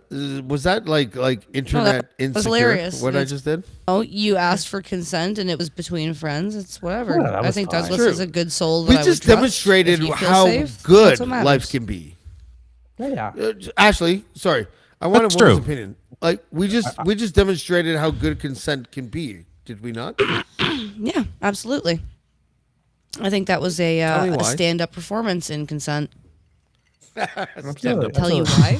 It really was actually. He asked, "May I send It you really this was. picture of my phallus?" That he selected the best one. Well, no, hang on. Douglas approved, It wasn't the best and one. No. and then It's like the James- third best one at best. I James picked finally a- got it flipped the right way too. Now all right. I'm sorry I didn't flip it the right way. that's I was okay. just trying to imply where I come from. yes. Okay, I I need was you to the look top. at the camera, Ashley. One Need you to look at the second. camera? Oh, sorry, hang on 1 second. Are you serious? Like we're on a show. I'm Like, trying to send you the other one. Yeah, well, we have one. I just sent a have dick one. pic on a live show. It's That's the full greatest one, ever. and that's why it was funny. I'm sorry. Oh, she's mad. Sorry, she's mad. So What? the At other who? one's At not me? here. No, at me. Are you ready? Does she want my dick? Okay, Oh, so- I'll send her my dick pic. So here's Ashley, and here's Ashley's doppelganger. Show me. It's on the screen. What? No. That's actually if she was like on meth for like a week. It's just me with green eyes, man. It's freaky. It really is. No, that's not your mouth. Look at where's your top lip? Where is it? Ashley, show me your top lip. In real life. Take that picture away. I want to see your top lip. Oh. You don't have a top lip. It is you. It's the same person. Oh my Shit. word! Who is that person? Her name is Ashley. Yeah. Her name is Ashley. She lives in Illinois. She's a fucking delight. Yeah, they've actually spoken. Yeah. Oh, she's got a kid Really? too. I see a baby's. Well, that's why. Okay, so if you look at it, this picture She- ended up she has on bigger breasts the then. Awkward Family Photos website, and it was because her baby spit up on her shirt, and the spit up is the shape of a dick and balls. If you look at it, Oh my god, it is. so A very that the picture went deformed one. viral. With goo. And And it's that's got- how with- I with found Mama it. said that's With my magic goo magic sticking out goo. of the front part. So like literally, this is how I found She my said it'd doppelganger. take Was me through this anywhere. random viral photo. She's super nice. I found her on Reddit because that was where the photo originally got pulled from. And we like talked. Monica Lewinsky's dress.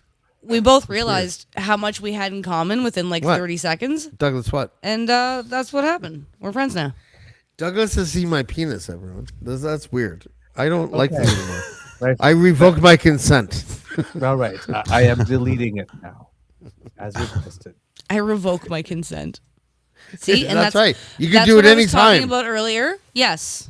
Yes. There you go. Delete You do it. it anytime. Yes. Delete it. Thank you. I I have know lovely you saved eyeballs. it. I know you saved it to your hard drive. To your hard I drive. did not. You're Your so semi-drive. fucking obsessed. Oh, my hard drive. It's saved up here. Are you going to be all I right? think Douglas and I are now the closest on this panel. Wait, you know what? You know who else is looking at it right now? Who? Oh, Who? Oh my god! Yeah, you're like, whoa, hey. He got the glasses out and everything. Hey. that's funny. You know, Sophia doesn't live with me anymore, James. I'm just saying. It's funny because you were saying if he comes out as bi, then he's going to win the next election. He will. But the way If but the way Justin you've Trudeau been came out as talking bi, about he'd him, win.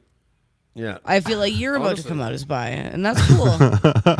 I'm here for that. I don't have to come I out as love bi. that. That was like 4 Bye. kinks ago. If I ever come out Good as for you. bi, it's going to be big news. My last act of bisexualism was sending my dick pic to Douglas. Now it's done. So He's basically, retired I'm now. your That was my crescendo. Basically, I'm your most recent sexual encounter. Basically, yeah. I live in the middle of nowhere in a That's forest. funny, actually. Did that you say either of that. you? Did either of you come?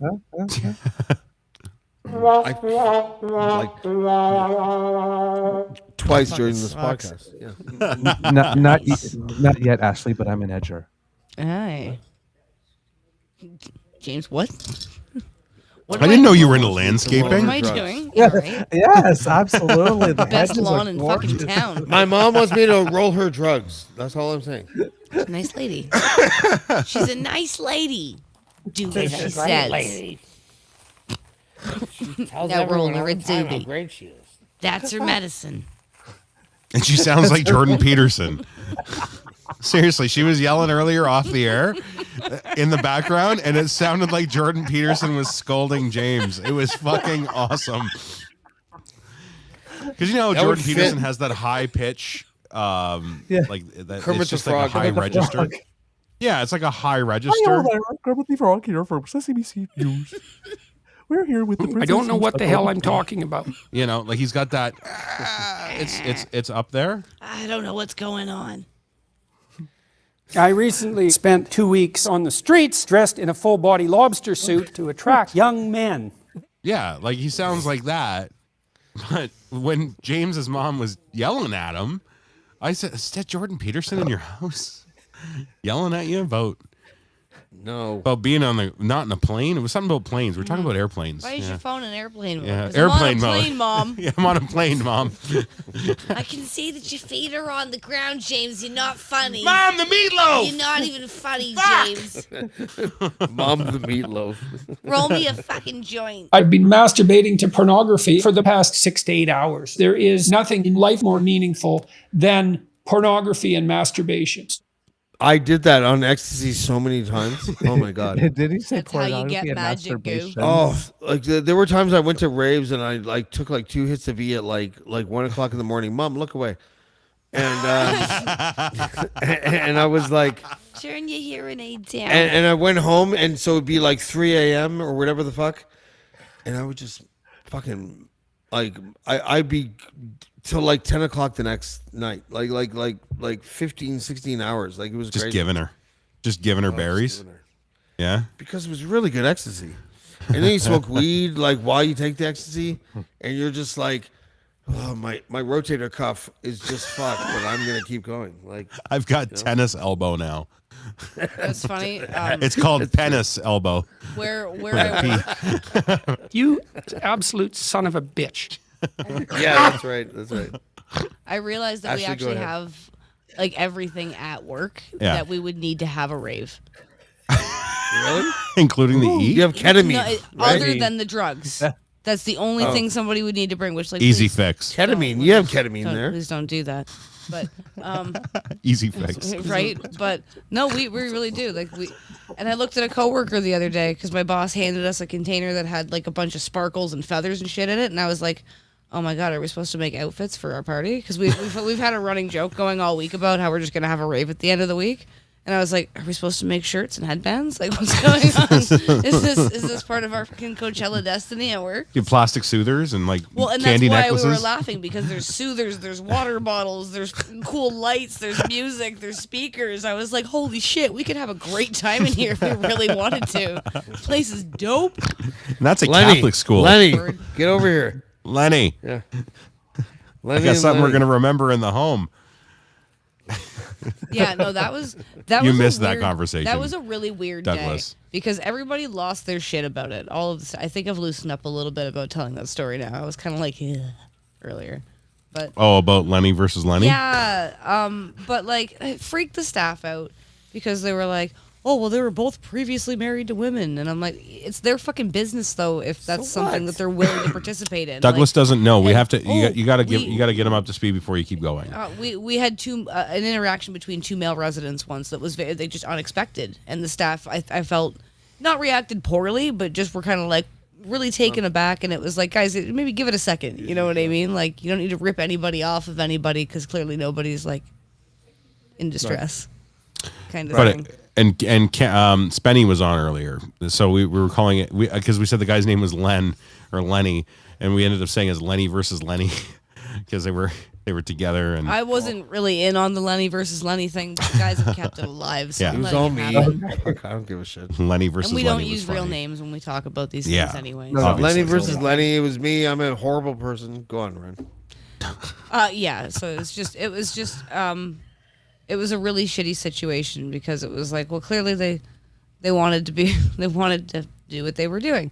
And then But- I mentioned that the one guy used to just like come back and chill in his chair, and then somebody came and met him while he was just kind of hanging out in his recliner. And they were having a lovely time until somebody intervened. But after that guy wouldn't get out of that fucking recliner. Just waiting because for the he next knew one. somebody might come back if he was sitting there, and he was like, I'm going to sit here. Ryan, ask Douglas And wait about for that guy the to come consent back. hat. So there's a consent hat. Oh God, Yeah, that's Ashley, right. Ashley, Yeah. Because we were talking it would about be better levels of coming from- consent. Yeah. So we were saying that, like, obviously these two people wanted to be doing what they were doing, but if they aren't exactly in their right minds, like if somebody has like diagnosed dementia or Alzheimer's, Consent hat. is it considered informed consent? Gotcha. Right. And then James was saying that there's actually this hat that's been MIT? invented by MIT. It's not a hat. I'm imagining it's much more It is a complex hat. than that. It's actually and a it's cap. a cap They of call it sorts. a See, cap. a cap is a good word, I think, for what we're talking about. So it's like a cap, and I guess it picks up on what's actually going on in here that can't be communicated verbally. So So apparently one of the there is Lennys, a way to perhaps, but again, I'm wondering if somebody has an impaired brain function and what that's going to do for them. well, they don't count as usual. Sorry, but but me Douglas, making that doppelganger face if again. you were able to give two elderly men who were exploring each other's bodies inside a To be fair, the one guy was just chilling. He didn't do a lot of exploring. Yeah. So the one Very guy lazy. was clearly the receiver, very- or whatever, very right? lazy. Yeah. Yeah, And he if looked you could like put the Douglas does MIT right hat, Douglas, if you could put the MIT hat on, like, because Ashley described a scene where it was like, whoa, whoa, whoa. Okay, what but is obviously, if going you on put the here? hat on, what's going to be firing is blowjob good, because that's Well, right? blowjob good should mean that you slowly back out of the room and let them continue. But obviously, blowjob So, Douglas, good. what I'm saying is should there be a consent hat for people whose physical and verbal mannerisms can't clearly say, I consent? Should there be like a brainwave if consent hat that's placed upon them that can like verify whether or not they want to be face fucked or whatever the fuck it is? If Like, you're sound of mind, absolutely, yeah. we So, should know Douglas, what can your you wishes give are. me a... I part of me says is like it can't hurt. Again, It can if, hurt, if, Douglas. if But somebody totally hurt. knows when what the they're other Hurts part so goes good. was if somebody puts it. Oh my god! Hurts so good.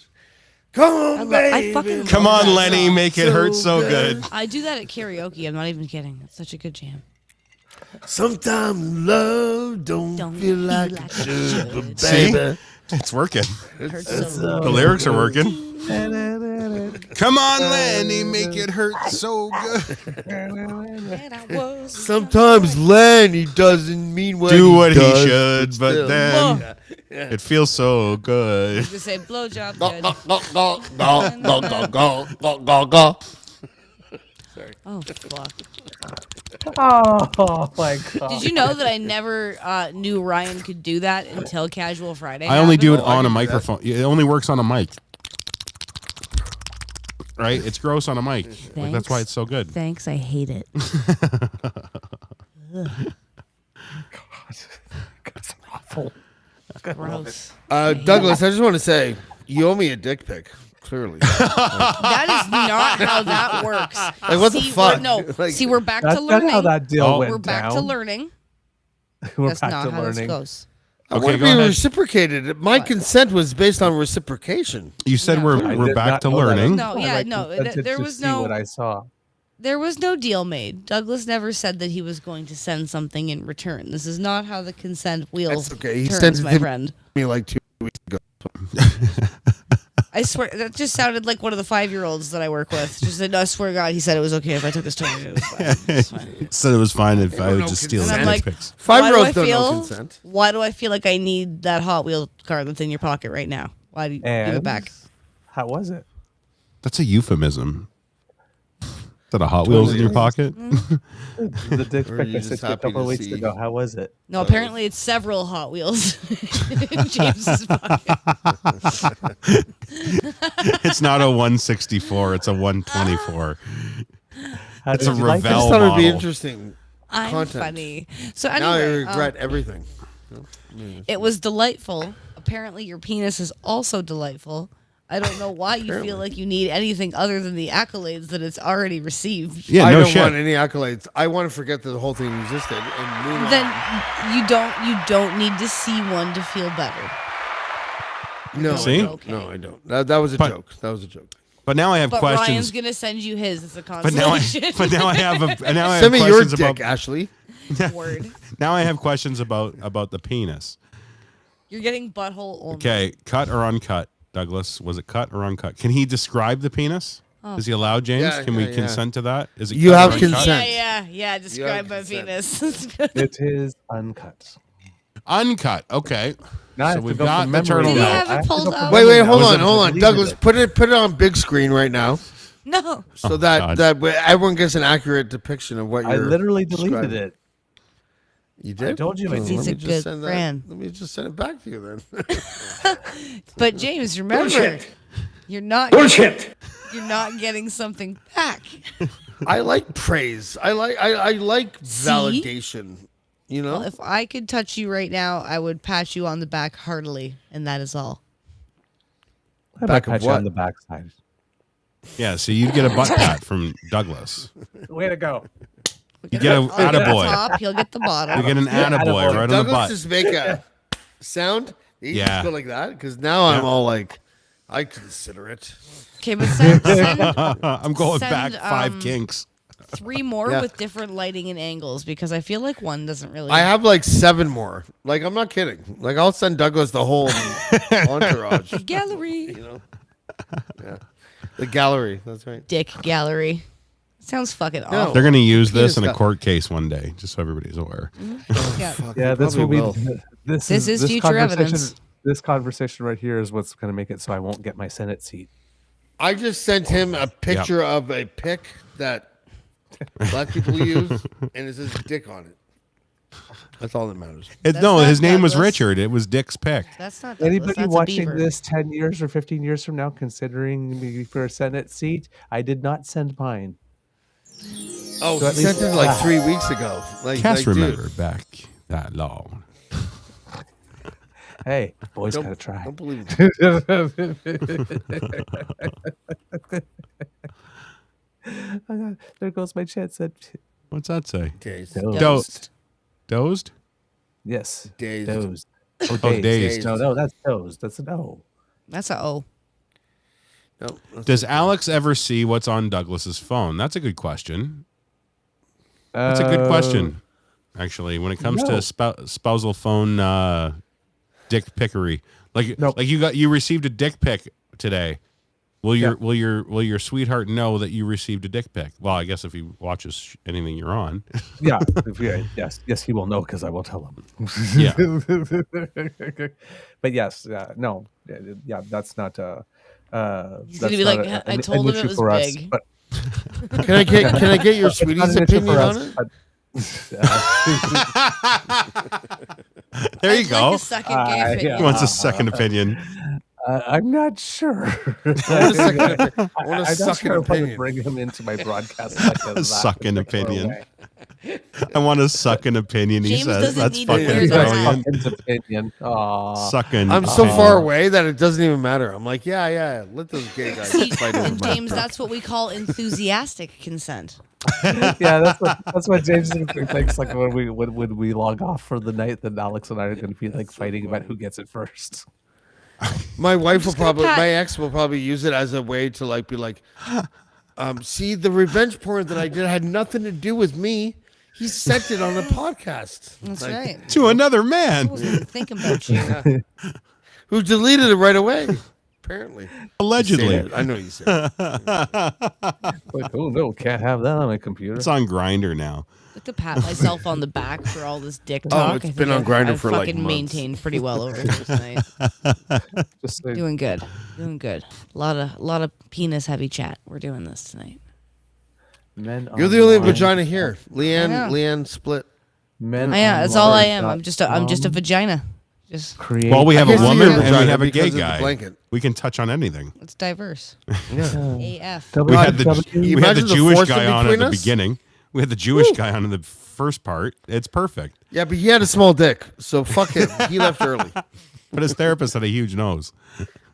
And they laugh. He did. He told us. He said it was fleshy. He actually used the word fleshy for his nose. Yeah. It was hilarious. And I didn't say dance floor, by the way. I just remembered this, James. No, he's not listening. He said that his therapist was on the Danforth, and I was. His name was, what was it, like Dan? Oh, fuck. Dan. I'm gonna fuck this up. Sorry to Humble and Fred, but I'm gonna say Dan Duran. It's Dan Duran on Dr. Dan Duran on the Danforth. I said I'm already writing the jingle for him. Like he could have totally had like a 1-800 number for a therapy. He said, call Dan Duran. Dan Duran on the Danforth. You know, like, it was so good. It was a very musical name. You just like the alliteration. I do. I love alliteration. It's my favorite thing in the world. No, it's not. And well, that and what is my favorite thing in the world? Your favorite thing in the world? Yeah, what is it? No, it's not. I'm not a boob guy. I'm a butt guy. Yeah, no, Ryan is a butt guy. My man. Yeah, I like the butts. Yeah. My boobs are a lot like my top lip. It's not much going on. Ribs. I'm a hip No, guy. Ryan hates ribs. It's kind of fucked up, actually. I like to cook. I like to Ryan cook doesn't ribs. he doesn't like eating ribs. I like cooking pork ribs, but I don't like eating them. I like beef ribs, He makes but great ribs. He just doesn't give a shit about them. I just every ate time so he many. makes ribs, he eats one. And he's like, "Yeah, I don't like ribs," and I'm like, "I know we do this every time." She'll eat them Every time. That's why I make them, because I know, and I do make really good ribs. Don't get me wrong. It's just I've eaten literally thousands of racks of these fucking things because I've trying to perfect a craft, right? And it's like I just can't do it anymore.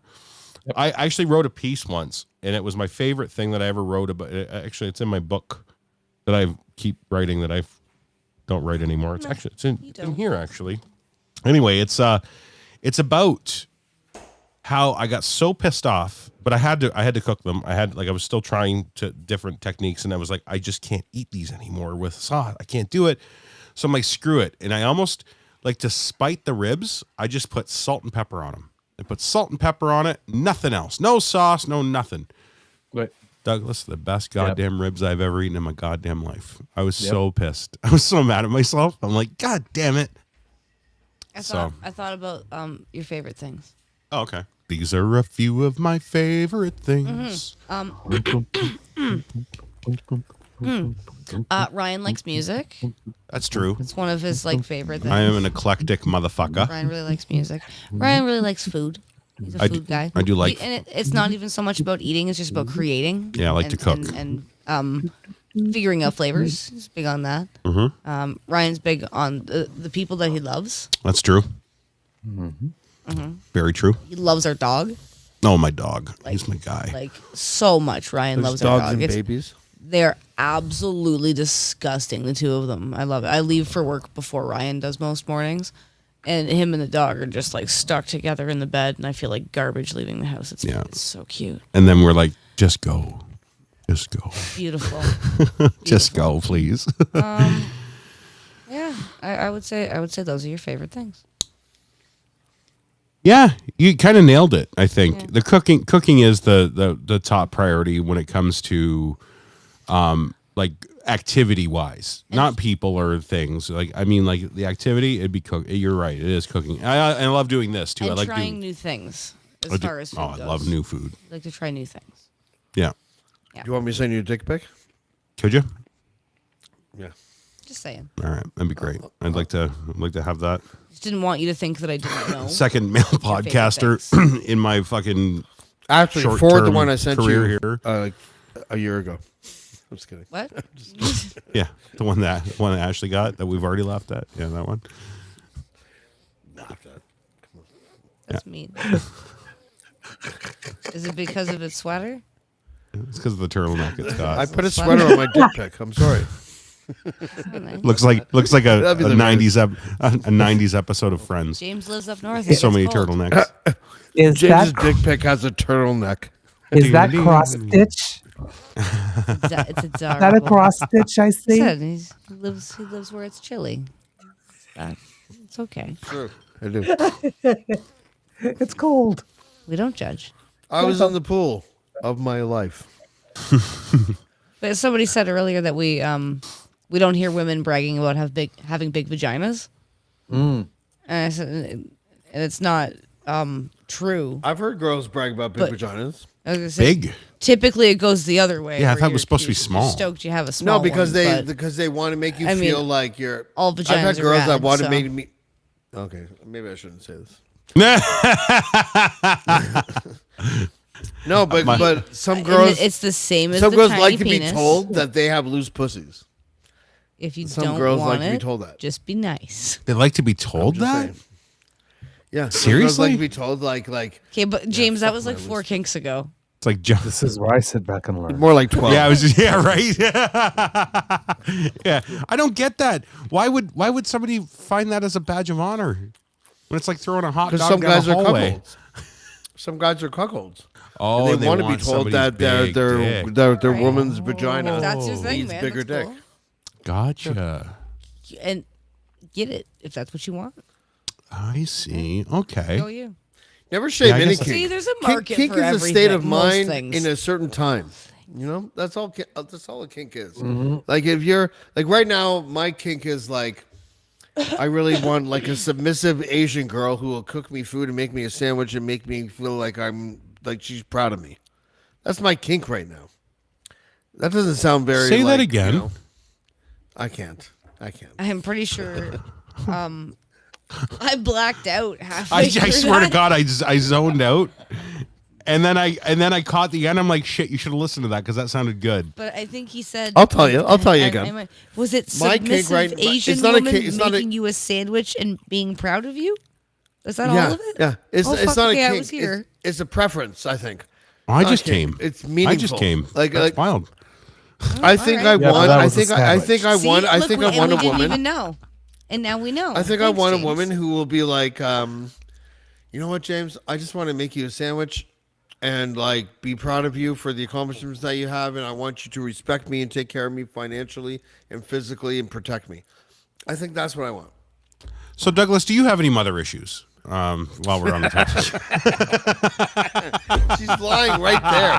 She's literally 10 feet away from me. I know. And is she fucking proud of you or not? Did she make you a sandwich? Fucking Probably not. thinks she is, That's but why that's you're good. That's seeking good enough that. for me. This could be therapy if you just let it happen. He did this earlier, Douglas. It's true. He had the whole Norman Bates thing happening. Mother. Mother, wearing a robe. I want it. Mother, Oh, she's that's not funny. a whore. Stop it, Mother. You're embarrassing me. I want a traditional girl that doesn't believe in Jesus. You know, like I want someone that Traditional like, girl who doesn't believe in Jesus. Yeah, well, you have to say All that right. in North America because they all believe in Jesus, right? Like Well, no, the so far, traditional girl. so far he's got me. Keep going. I want a girl that when I come home, knowing that I protect her physically and financially, that she'll be like, "Hey, babe," and she'll take my coat and she'll be like, "Can I make you something to eat?" And I'll be like, "Yeah, you fucking can." No one's ever fucking asked me that before. It's not like I'm used to that. That's never happened. Ryan, you're gonna end up fucking my husband. Yeah, that's it. It's you and I belong together. Apparently, you pay my bills. I'll cook your steaks, baby. Fucking right. Let's do it. I got a mortgage too. Seriously, that's what I want. I just want a woman that wants to like. Are you know how to happy? make cheese. Yeah, baby, I'm happy. Are you happy? Yeah, baby, I'm happy. Okay, good. And what makes you happy? Financial and physical protection. Okay, I got that. James, what makes you happy? I don't know, a sandwich. But wait, I swear to and God, like we're the telling me same- you're proud we're of the me. same Like, height, though. that's So are you fucking a little person? Who are you protecting? protecting my Oh, wife and shit. my kids. God damn. Did you just fucking say that? Oh, yes, Are you she serious did. right now? Fuck. Yeah. We're throwing. Yeah, go ahead. Let's deal with this shit right now. I'll fucking protect my on. kids and you, and I'll do it It's like a on. tough guy, not like a fucking. Oh, Who the fuck has ever come to your house that you've had to protect So anything angry. from? I don't even have. My I don't even ex. have like. So angry. I don't have any sort of like. It's on Okay, music. you This is didn't- like this is You crazy. didn't fucking fight anybody. I don't even understand Like why you Ryan's said the that. size of a bear. I feel protected. I'd kill Ryan if it meant my kids. Well, your kids. Ryan would yeah. kill me if it meant his kids. Like dad strength is a real thing. Dad, honestly, come on. You guys are denying dad strength? I'll kill No. you right now, Rachel. I'll kill you for denying I'm that. just talking about weight classes and shit. Let's talk I've got some very MMA, special man. skills. Going down. Oh, If yeah, Ryan was fighting very me and we were particular both set of fighting for our skills. kids, Ryan would probably win because he's bigger. But if Ryan was fighting for himself and I was fighting for my kids, I would find a way to cheap shot a piece of glass into his fucking throat and kill him. Isn't You that what going you're full saying? honey badger? Yeah. Yeah, full honey Okay. See, badger. all fight music is licensed, so like all I've got is like. Moving on up like a whole herd of Wheezies. Are we fighting? Is this our fight song? As he steps over the You're body. Wheezy. Sassy shit. I love that show. So many good burns. Let's go, you and me, in the parking lot, right now. Okay. Oh, that's funny. I can't believe you just came out like that. You came out swinging. I see you, Ashley. You're a I see bitch, you. eh? That's okay, Ashley. I like Jesus it when you swing. Christ. I know. I it's like my it when you favorite swing, part. Ashley. You could sit next to me, Ashley. The comment section seems to fucking love it. So I'm just gonna keep that up. So James is getting cucked out right now. Excuse us for a minute. He's getting demeaned. I just keep. Luckily enough, that's today's kink. So I'm good. He asked for a sandwich in a submissive fucking, and he got the opposite. Wow, you're a kitty's got If nails. Ashley was wearing a pencil skirt right now, I'd already be at your house. Like I'd figure it out. I'm proud of you, James. Oh fuck. I've really revealed a lot of myself on this podcast tonight. You have. I'm very proud of you, James. I have you. no doubt Thank that you. you are a fucking Oh the wow. protector of your Firecracker? children. I know. I have no Oh, doubt. sorry. Yeah, protector of my children. I am. But Firecracker, 100%. But I could fucking take Ashley knows I'm a firecracker. It's in front of her husband, so it's awkward. But she's like, I know. It's probably a fucking firecracker. Like, you know. Why is it awkward in front of her husband? It's not awkward in front of her Because- husband. Like a spider monkey. For Ashley to say right now, It's a okay. little abnormal Honestly, to be I think talking James is smack. probably a firecracker. Is probably a hard thing to say in front of her husband, but it's the truth. But we'll see what she says. You Go should ahead, see the Ashley. shit I say in front of my husband. Yeah, no shit. What's We're the what? Am I missing what a firecracker is supposed to be in this? James, you're so spicy. Yeah. I can that's say right. that in front of Ryan. Spicy. I know you can. Muy Don't you, like, caliente. dangle those fingers down that summer He's dress. he's neuro spicy. We get that, but Dude, Saying I'm that sexy. I I'm a should feel weird kind of awkward sexy where it's like, complimenting well, I don't him know with why you he's here. sexy, but he's a little sexy. or are we complimenting now? I'm sorry. I'm trying to bring it back. Oh, I'm I fucked up. fucking- I fucked heard that him. up. I heard him. No, I'm good. I'm good right now. The entire like right company now, that I I'm with feel right pretty now good. is very sexy. I feel like Ashley like thinks I'm really sexy right now, Ryan. Oh, 100%. Well, I'm soaked. Yeah. Yeah, like that. We're throwing that couch Couch out. is done. We're going to throw that couch right out. I am just Suede, I saturated fucked with it. wetness. Yeah, it's a suede couch. You got to throw it in the garbage It's a now. write-off, yeah. That's it. You're done. We That's have the roll. two. So We we'll can't even have do the- Casual Friday next week because we got to find a new chair. We need a No, new couch. we have two of them, so it'll look right. like the same There's- couch. It's just a little longer. You won't even be able to tell the difference. on There's camera not enough time. Febreze in the world. Damn, I'm gonna have to change my socks again. So I'll put something down next Friday. I'll be ready. Yeah. Oh You my need God. Plastic sheeting, We need some baking soda stat. Like what? rubber the fuck? sheets, and baking soda for next Friday. Yeah, that's Jesus right. Christ. All right. Oh, I'm we've sorry, done some I'm good work sorry. here. Ryan likes to cook. I made panty soup. You made patties. Yeah, panty soup and cooking. This can go We all anywhere. have our passions. Oh my God! Thank you for being good sports, everybody. Like, Oh, same. I gotta say. I know Ashley doesn't find me attractive. I know I'm We not a talked about your firecracker. dick. Sexy I'm thing. living alone in a forest. I love Fucking you Douglas guys. on You my know what? dick. That was There's- unappealing. Like everything's going crazy. No, There- it was not unappealing. It is objectively, it was not unappealing. Apparently your Great. dick's That's good, such so a maybe good we'd make an fucking- The, exception. the judge already ruled. The gays say yay. That's all I'm saying. The ladies call him a short exception. Ooh. Oh, you get a pass. A short exception, Ooh. really? Yeah. He's little, but I'm gonna let it happen. See? Definitely enthusiastic. Worse.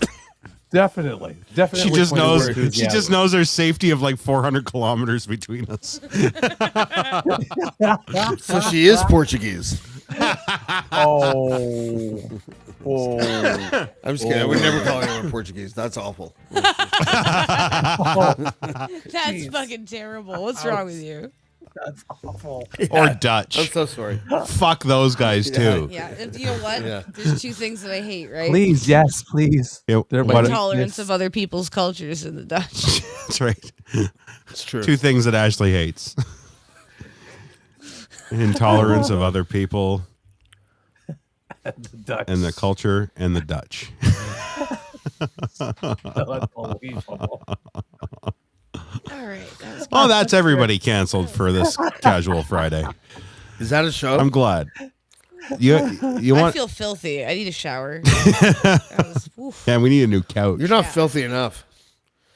Sorry. Oh, Sorry, no, Forrest no. Too far. Nice. I don't know. Nice. Slightly too far. Yeah. Douglas, what's going on now that you've wrapped your rock and roll debut? What are Oh, you doing yes. now? That was so much fun. It's We my wrapped that favorite. up. My favorite updates are Douglas updates because you live like a way fucking more interesting life than anybody on this panel. Just so you know. You just saw my dick. Like, That's what I mean. Like you got I a really do. dick pic sent to you today Hey, for I'm no the reason. Yeah, Hey, James, guy- this doesn't have anything to do with you. I'm the gay guy. Douglas, when was the last I'm time you had a gay guy dick pic sent to you? When Paul sent it.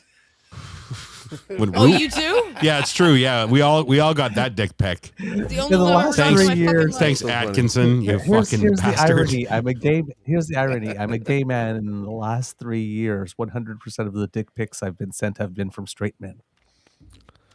Just to like judge Yeah. it, like James isn't the Yeah. first. Like, Straight please man. tell me my Just- penis just- is adequate. Just let that just marinate. Queer eye for the marinate. straight cock. This is what my life has become. Yeah, queer eye for the straight Men, cock. Send me the pictures of your penis. I will validate you. Oh my Thank God. you. If you also need me to fart in a jar, send me $50. No. No. While we're at Oh, it. hell yes. Oh, fuck Hell no. yes. Fuck no. Talk about Hey, that worked. Stop it, Ashley. This Onlyfarts.com. This thing started with that like Queen Romana cheese going around on the trailer saying, you know, I calling myself a queen, and people are sending me some greens. That's right. I said, And if you she were the could do it, queen. I could do it too. Because I was a queen way Well, before no, she you were was. already the queen. That's what I mean. I was a queen way before she was. So if she could, all you need to do is call yourself a queen and knit yourself some green. I'm getting in on that grift. So there came that. Whatever happened to her, by the way? Does anybody know? I Oh, think she's she still got in a around. bunch of shit. Is she still around? She's in trouble. Yeah, I think W5 did a special on her just this couple of weeks ago, around the same time that Fifth Estate India thing came out.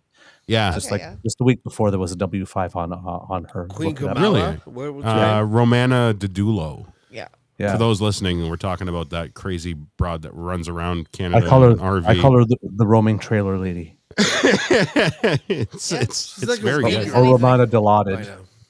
Oh, that's good. That's really good. Dilaudid. Romana Dilaudid. No, because at least if she had that, she might fucking go to sleep for a bit. That is true. That is like, very could you true. please nod off? Yeah, please. Never asked that of anybody, but could I need you to have an please nod off? opiate nod for us, Have please. you ever thought Just that take your a fucking anger break. issues are related to lack of sleep? Yeah, right? Jesus, take a moment for yourself. Consider it. Please? Good night. And you know what's really funny?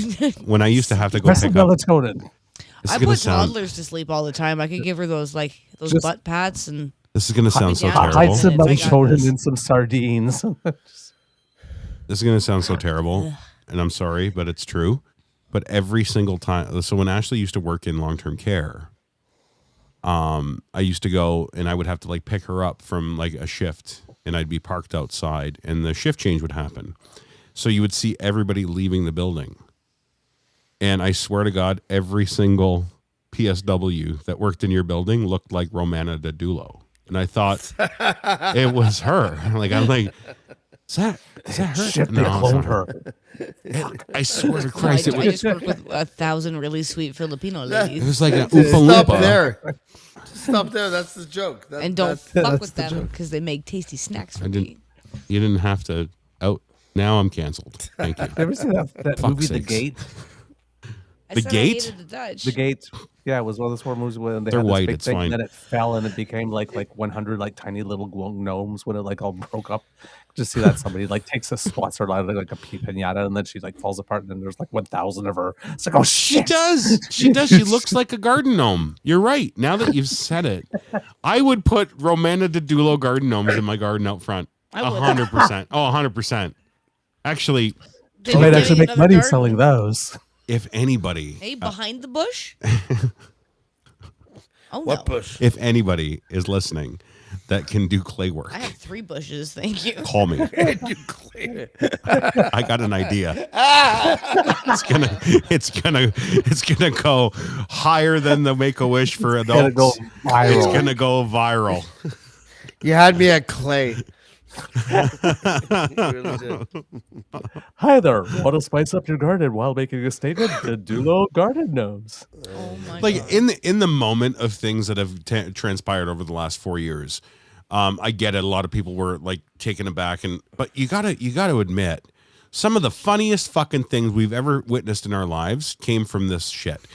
Romana Didulo being one of them, and remember that church guy in Ottawa, the guy that bought the church that Yeah. didn't pay for the Yes. church Yeah. and Yes. had that little thing. Yeah, what like was this that? is the funniest fucking time to be alive. And think about, and I've always said this about your own social media. This is something you should take home. Everybody listening at home, take a minute, write this down. Every single thing you put out on social media is just like, remember back in the 1900s and the 1800s when everybody would have a diary. And we all look at them now with fascination about, oh, let me learn about the times. What was fucking Christmas like in the 30s? And, blah, blah, blah. Your social media is now that for your future generations in 100 to Did 100. someone 100 intercept the dick pic I sent to Douglas? 100 to 200 years, right? So this is now your diary, right? So now with that being said, at the same time you're looking at Jesus Christ.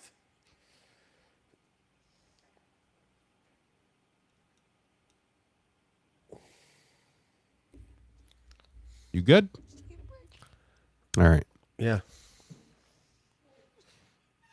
In 150 years from now, we're going to look back at this period in history. And the people that are looking back are going to piss their fucking pants laughing at what has gone on. Like, to the point of, this couldn't have been real. This is fake. This didn't really happen. And they're going to have to go and find evidence. See, we didn't have video evidence to look at what was happening in the 18 and 1900s when we're reading, diaries of people. You have a living legend that follows you now. That in, again, 200 years from now, if, climate forbid, somebody can look back. The Ancestry.com will be no longer in business. You won't need it because all of your relatives will have social media presences. You can just do your own research and find your lineage, right? Your grandma posing half naked on Instagram with her eggs at fucking brunch. You know what I mean? With her tits hanging out over the table, taking a picture of her cantaloupe.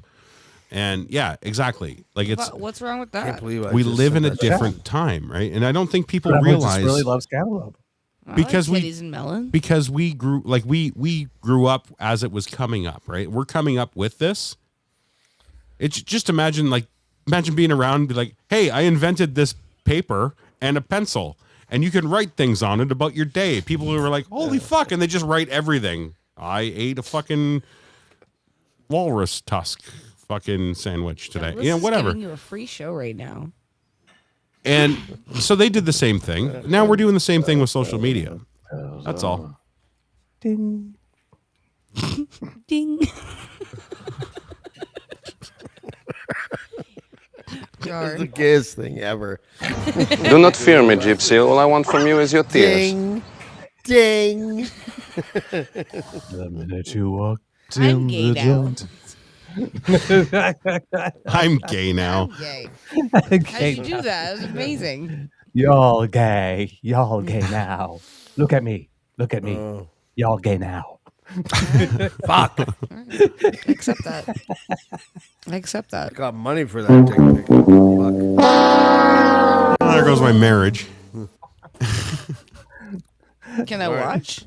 A damn liberal beaver guy made my wife gay. Yes, you can. We can stay like life partners. It's like Alex Jones. Turn the friggin' women gay. I hate how well you do that. She's a frog. Fucking. Put something in the water. Yo. That's creepy when you do that, just so you know. It's too. You gotta buy Betamax 1000 to ward off the gay. I hate it. Yeah. That's my Alex Jones. Fucking hate it. Yeah. Alex Jones, by the way, is making Pierre Poilievre more popular. Oh, stop it. Those are two things that shouldn't even touch. Right? It's fraudage? It's fucking gross. Right? What is gross? That those two things touch. Yeah. What Ew. two things? Like, no. Sorry, Tim. Alex Jones and Pierre Poilievre? Oh, my God. Like, wow.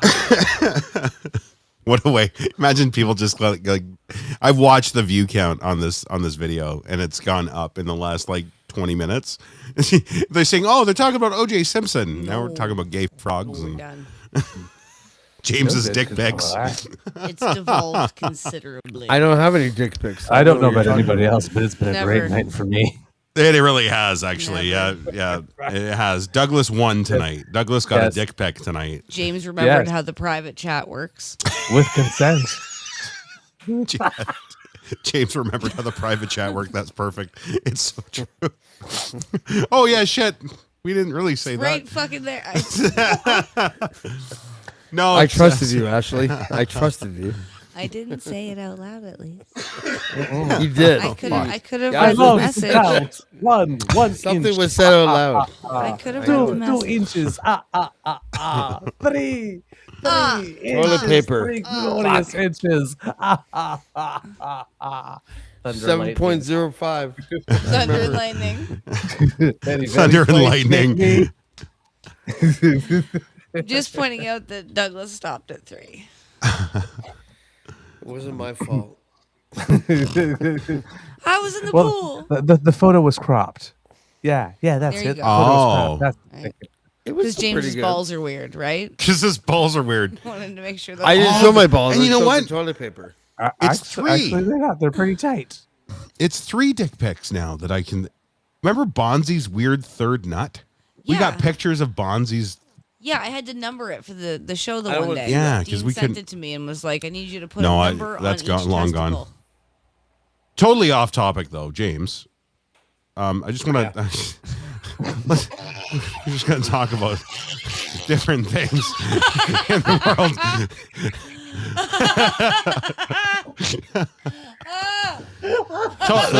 Just to bring this I'm so back ashamed of on myself. just to bring this back on track, I just want to know, like, what could you guys name that are 7 inches long? Like common things that are 7 I inches long. can't. I have to leave. Just my dick. It's the fucking best ever. That was the best ever. I need nothing else. We killed him. We killed him. We finally killed him. Look at him. He's going. No, I'm fine. Fucking, I was trying to think of what to say. Like No, we killed above this 7 one. inches Look- as I can tell. Look at your screen. We killed Douglas Douglas. is done. Douglas is done. So tune in on Monday for Paul by himself on the True North Eager Beaver podcast. Douglas is gonna leave Earth very fucking pleased. I did not see Fuck that. me sideways. Oh my god, that was perfect. I could go right now and it'd be okay. Oh my god. That's nothing to shake a stick at, just so you know. Shake a 7-inch dick. It's nothing to. Oh, It's nothing to Ashley, shake. I'll answer your emails. Just give me a minute. Oh, I sent you pictures of my giant vagina and you That's haven't it. said anything It's yet. unbelievable. Yeah. Your labia I thought was you just liked massive. It's crazy. holy shit. I what a washed it for cervix. you. No, you didn't. I didn't. No, that's why we got to throw the couch out. Remember? My abs are sore. Holy fuck.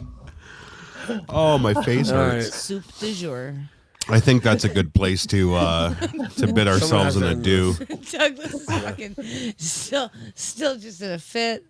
I love Oh my god. I love you guys so much. It's crazy. Oh my Special god. people. I don't remember the last Special time I people. laughed that hard. Oh my god, real tears. All right. Goodbye. Is the intro the same as the Is that outro, what we're James? doing? No. Do the song. Hold on. Which one? Do the song. Oh, Hold on, I no, got we it. can do the Hold song. on. Yeah, I have the No, song. no, I I got it. What's the song? No, fuck up.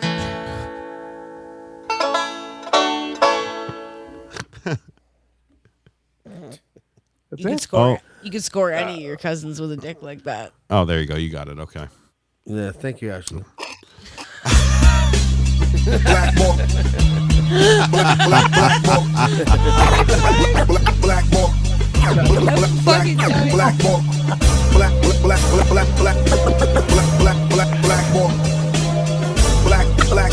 Black more.